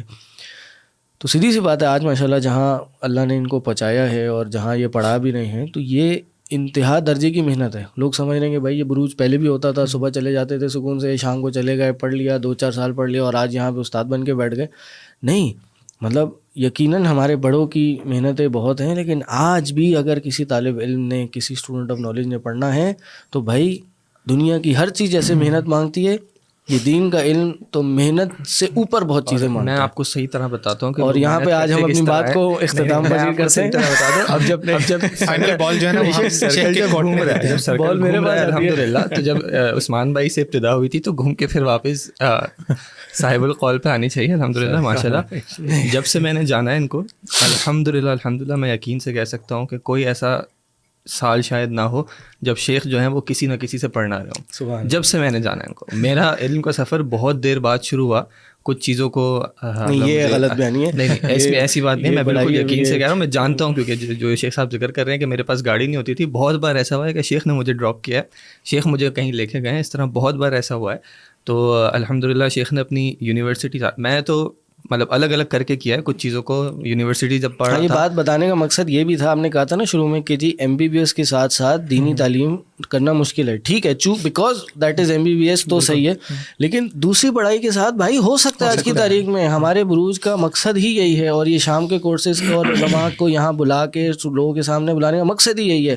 جیسے شیخ کی ایگزامپل ہے, شیخ ماشاءاللہ صبح پہلے مدرسے جاتے تھے, وہیں سے گاڑی لے کے, مطلب اسی گاڑی میں جا رہے ہیں, صبح پہلے مدرسہ جا رہے ہیں اور وہیں سے آگے اپنی یونیورسٹی بھی جا رہے ہیں, کبھی کبھی واپس پھر مدرسے بھی آئے, یا کبھی کبھی شام میں کیا ہے. بالکل ماشاءاللہ BBA بھی کیا ہے, ساتھ ساتھ بزنس بھی کیا ہے, اور ساتھ ساتھ ادارہ بھی چلایا ہے. ادارے میں آپ جانتے ہیں کہ صرف پڑھانا نہیں ہوتا, اور بھی معاملات سنبھالنے ہوتے ہیں, تو وہ سب اس کے مطلب پھر جب کچھ لوگ کہتے ہیں نا کہ یار وہ کہاں ہوتے ہیں, کوئی یہ ہوتا ہے تو یہ ہوتا ہے کہ جب انسان اتنی ذمہ داریاں, اور پھر ماشاء اللہ شیخ کی شادی بھی سب سے پہلے ہوئی ہے ہمارے اس میں جو ہے ماشاء اللہ, ایک عرصے تک ماشاء اللہ ان کا نکاح بھی چلا ہے, تو وہ سارے معاملات کو ساتھ لے کے چلنا جو ہے اپنا تھوڑا اور ان ڈیپتھ جا رہے ہیں, ان گہرائیوں کی بات نہیں کر رہے. میں کہنے کا مقصد یہ کہ اس کے ساتھ ساتھ شیخ اپنا علم کا سفر بھی چلا ہے ماشاء اللہ. میں ایک آدھ مدرسے میں گیا ہوں کراچی کے, کون سا مشہور ادارہ, کون سا مشہور مدرسہ ہوگا جہاں پہ شیخ کے طالب علم, یہ ان کے کلاس فیلوز جو ہیں آج بھی جو ہمیں ملتے ہیں, کہیں نہ کہیں جو ہے وہ شیخ کا کچھ نہ کچھ آتا ہے کہ کہیں نہ کہیں ان کے کلاس فیلو رہے ہیں. یہ تو اس بات کے میرے پاس گواہ موجود ہیں کہ انہوں نے آ کے یہ بات کہی ہے کہ شیخ کوئی تو جگہ چھوڑ دیتے جہاں پہ آپ نے اپنا جو ہے کلاس فیلو. میرے خیال سے تو آپ دونوں کو اس طرح سے بتانے کی اس میں نہیں, بیکاز یہ ادارہ ہی ایک ایویڈنس ہے. اللہ تعالیٰ اس ادارے کو ترقی دیتا ہی نا کہ اگر اس میں اخلاص اور جو چیزیں ہم نے بھی جب شروع کیا 4-5 سال پہلے یہاں پہ, تو یہ بہت ہی ایک مطلب لمیٹڈ قسم کی اس کی وہ تھی. آج اس کی پہنچ ہے جو ماشاء اللہ جو اس کی ریچ ہے, اور جس طرح سے چل رہا ہے, I mean you need financial resources, you need human resources, کہیں نہ کہیں سے کچھ نہ کچھ ابھی یقین نہیں آتا. ہماری محنت سے زیادہ جو سچی بات ہے, میں ان کی طرف سے بھی کہہ سکتا ہوں اور اپنے اس ضرور کہوں گا کہ ہمارے اساتذہ کی یہ محنت ہے ہم پر. ہم جب دیکھیں انسان کو جب دین کی طرف رغبت آتی ہے نا, تو بہت سارے ایونیوز ہوتے ہیں اس کے پاس خیر کا کام کرنے کے, اور بہت ساری جگہوں پہ آپ کو پتہ ہے لوگ ایکسپلائٹ بھی کر دیتے ہیں. اس وقت جو اساتذہ نے الحمدللہ اب تک کر رہے ہیں وہ رہنمائی, اور اس وقت جو انہوں نے صحیح طرح رہنمائی کر کے ایک صحیح چیز کی صحیح اہمیت ہم پر واضح کر کے الحمدللہ انہوں نے کچھ نہ کچھ ابتدا میں, اور ہمارے جو انیشیل اساتذہ انہوں نے بہت محنت کی ہم پہ الحمدللہ, یہ ہم یقین سے کہہ سکتے ہیں جتنی ہم نے محنت نہیں کی ہے اس سے زیادہ ان اساتذہ نے محنت, اور ہم اتنی محنت سوچ نہیں سکتے کرنے کی. مطلب ہم الگ ایک پتہ نہیں کس بیسک مائنڈ سیٹ میں ہم اتنے ماشاءاللہ اچھے ہیں کہ اگر ہمارے اسٹوڈنٹ کبھی کلاس میں اونچ نیچ کرتے ہیں تو ہمیں ایک فرسٹریشن ہونے لگتی ہے نا, اور اگر صرف وہ ٹائم ہم سوچ لیں کہ ہم نے اپنے اساتذہ کو کیسا ٹائم دیا تھا تو واقعات اللہ سلوٹ ہے ان کو, سلام ہے. جیسے اب میں یہاں پہ کہہ سکتا ہوں نا بات کہ فادر کی محنت جیسے آپ کی اسٹوری میں ہے, آپ کی اپنی محنت ایز اے اسٹوڈنٹ, اور پھر ٹیچرس کی محنت, یہ تمام محنتیں جیسے آپ کے جو اساتذہ کا نام لیا, ہم یہاں پہ بتا رہے ہیں اساتذہ, بارش ہوئی ہوتی ہے, کیچڑ سڑکوں پہ ہوتا ہے, ہمارے ٹیچرس جو ہے موٹر سائیکلس پر آتے ہیں, سردی کی ہواؤں میں آتے ہیں, بڑے بڑے اساتذہ یہاں پہ, بڑے بڑے علماء ہیں جن کا نام ہم نے پہچانا جانا بعد میں, جن کے بارے میں ہمیں پتہ چلا کہ وہ ہمارے ٹیچرس کی ٹیچرز ہیں, شیخ طہا کے ٹیچرز ہیں, شیخ خلیل کے ٹیچرز ہیں, اور آ کے ایسے ہمبلی وہ پڑھائیں گے. اور ہم شاید چاہتے ہیں کہ شیخ 5-10 منٹ پہلے چھٹی ہو جائے, ذرا گھر جانا ہے, وہ بندہ آخری سیکنڈ تک پڑھائے گا, اور وہ شوق سے انٹرسٹ سے پڑھا رہا تھا. ہم کئی بار مشائخ کہتے ہیں شیخ بیٹھ جائیں, چائے پئیں, تھوڑا سا آرام کر لیں, مطلب ہمیں لگتا ہے آپ گر جائیں گے ابھی. وہ نہیں, وہ بندہ لگا ہوا ہوتا ہے بورڈ کے اوپر, اور پھر کہہ رہا ہوتا ابھی بھی نہیں سمجھ میں آنا آپ کو, مجھ سے تو میرا قصور ہے. تو یہ ہمبلنس, یہ چیز ہے نا, ان کو اپنے طلباء کے لیے اللہ تعالیٰ سے دعا کرتے دیکھیں, اللہ تعالیٰ سے دعا کرتے کہ اللہ تعالیٰ طلباء کو ہمارے لیے سرمایہ حیات بنا دے. I'm sure ہماری ٹیچرز بھی کرتے ہیں, اور یہ اللہ تعالیٰ کی توفیق ہوتی ہے. انسان اگر سوچنا شروع کرے نا کہ میں اتنی چیزیں ایک ساتھ کر لوں گا یا ہو جائیں گی, یا خود کبھی آپ بھی پیچھے مڑ کے دیکھیں کہ اتنی چیزیں کیسے ہو گئی, بس وہ اللہ کی توفیق ہوتی ہے کہ اللہ تعالیٰ ہمت دیتا جاتا ہے, اور اللہ تعالیٰ انسان کو مزید ہمت دیتا ہے. اس مہنگائی کے دور میں گھر کیسے چل رہا ہے, بچے کیسے پڑھ رہے ہیں, کئی بار ہمیں عجیب سا مطلب کہ کیسے ہو رہا ہے, یہ کہیں نہ کہیں سے آپ کے پاس چیزیں آ جاتی ہیں. تو ہم نے اساتذہ کی بات کی, آپ والدین کی بات ہوئی, تو اس میں جو شیخ حنین اور شیخ طہا پاشا کی, شیخ عدیل شیخ عدیل اور شیخ طہا کی جو دونوں کی باتیں اور ان کی جو فریکنس ہے, مجھے لگ رہا ہے کہ اس کے ساتھ ساتھ اللہ تعالیٰ کا ایک کرم یہ بھی ہے کہ دوران طلب علم کے دوران آپ کو اچھے ساتھی میسر آ جائیں. یہ میں ابھی یہی کہنے لگا تھا کہ جو بردرہڈ آپ کی کریٹ ہو جاتی ہے نا, یہاں پہ جو ہمارے ساتھ پڑھنے والے جو میرے ساتھ کلاس فیلوز ہیں, میں کو بتاؤں ہم میں سے کوئی 3 دن چھٹی کر لے, ہم اس کے پیچھے پڑ جاتے ہیں, کدھر ہو, ہمیں دوسری کوئی فکر نہیں ہوتی دفتروں کی, اس کی اس کی, ہمیں کدھر ہو بھائی, نظر نہیں آ رہے کلاس میں. تو ایک دوسرے کو پل کرنا, ٹیچرس کے ساتھ کنیکٹ کرنا, اسٹاف کے ساتھ کنیکٹ کرنا, ایک بردرہڈ ہے. جو بردرہڈ ہے نا, ہمیں تو بڑا افسوس ہوتا ہے کہ یار 2 مہینے کے لیے بند ہو جائے گا رمضان کے وقت, ہم تو پوچھ رہے تھے کب کلاسز شروع ہوں گی لٹرلی. تو it's a very strong relationship, مطلب ماشاء اللہ یہ انعامات ہیں اس محنت کے جو انسان جبھی محسوس کر سکتا ہے جب اس میں انٹر ہوگا. میرا خیال سے صحیح بات ہے, اور سب سے بڑا اللہ کا فضل ہے. بس آج کی بات کو ہم سمیٹتے ہیں, کافی لمبی ہو گئی ہماری ڈسکشن, اور کافی کچھ مطلب تھوڑا نہیں بلکہ بہت کچھ الحمدللہ آج سیکھنے کو ملا, خاص طور پہ شیخ کے ایکسپیرینسز سے. اور میں سمجھتا ہوں میرے اندر, مجھے سب کسی کو ملنا ملو, مجھے ضرور بہت موٹیویشن ہے. پتہ چلا ہم تینوں جو 3 سمت بھاگ پڑے, اور ہو سکتا ہے آنے والے عرصوں میں ہم کوئی فیصلے کچھ مختلف قسم کے لے لیں, اسپیشلی میں. تو بس اللہ کا شکر ہے الحمدللہ, اللہ ہمارے بیٹھنے کو قبول کرے, ہماری جو بھی محنتیں ہیں اللہ اس کو قبول کرے, اللہ مزید اخلاص عطا کرے, مزید اللہ کے خلوص نیتیں ہمیں اللہ کے لیے عطا کر دے, اور مزید محنت کرنے کی اور مزید استقامت کے ساتھ محنت کرنے کی توفیق عطا کرے. اور جو لوگ ہمیں سن رہے ہیں, ہمیں آنے والے وقتوں میں بھی سنیں گے, ہم ان کے لیے بھی دعا گو ہیں کہ اللہ تعالیٰ ان کو اس علم کے سفر پہ لگا دے, اس علم کے سفر پہ استقامت دے, اس علم کی جو خوبصورتیاں ہیں, اس علم کا جو مزہ ہے, اس علم کے جو ثمرات ہیں وہ بھی ان کو نصیب فرما دے, اور اخلاص کے ساتھ اس دنیا کو ان کے لیے ایک صدقہ جاریہ بنا دے, یعنی اس دنیا کو, اس زندگی سے وہ بھرپور حاصل کر سکیں. اور اس کا ایک ہی طریقہ ہے کہ اس شرعی دین کو سیکھیں اور آگے سکھائیں, اس کے تقاضوں کو پورا کریں. اللہ سے دعا ہے اللہ تعالیٰ ہم سب سے اس دنیا میں بھی راضی ہو جائے, اللہ تعالیٰ ہم سب کو اس دنیا اور آخرت دونوں میں کامیابی عطا کرے. آج کے لیے ہمیں اجازت دیجیے, انٹل نیکسٹ ٹائم, وآخر دعوانا الحمدللہ رب العالمین, سبحانک اللہم وبحمدک اشہد ان لا الہ الا انت استغفرک واتوب الیک. السلام علیکم ورحمۃ اللہ وبرکاتہ.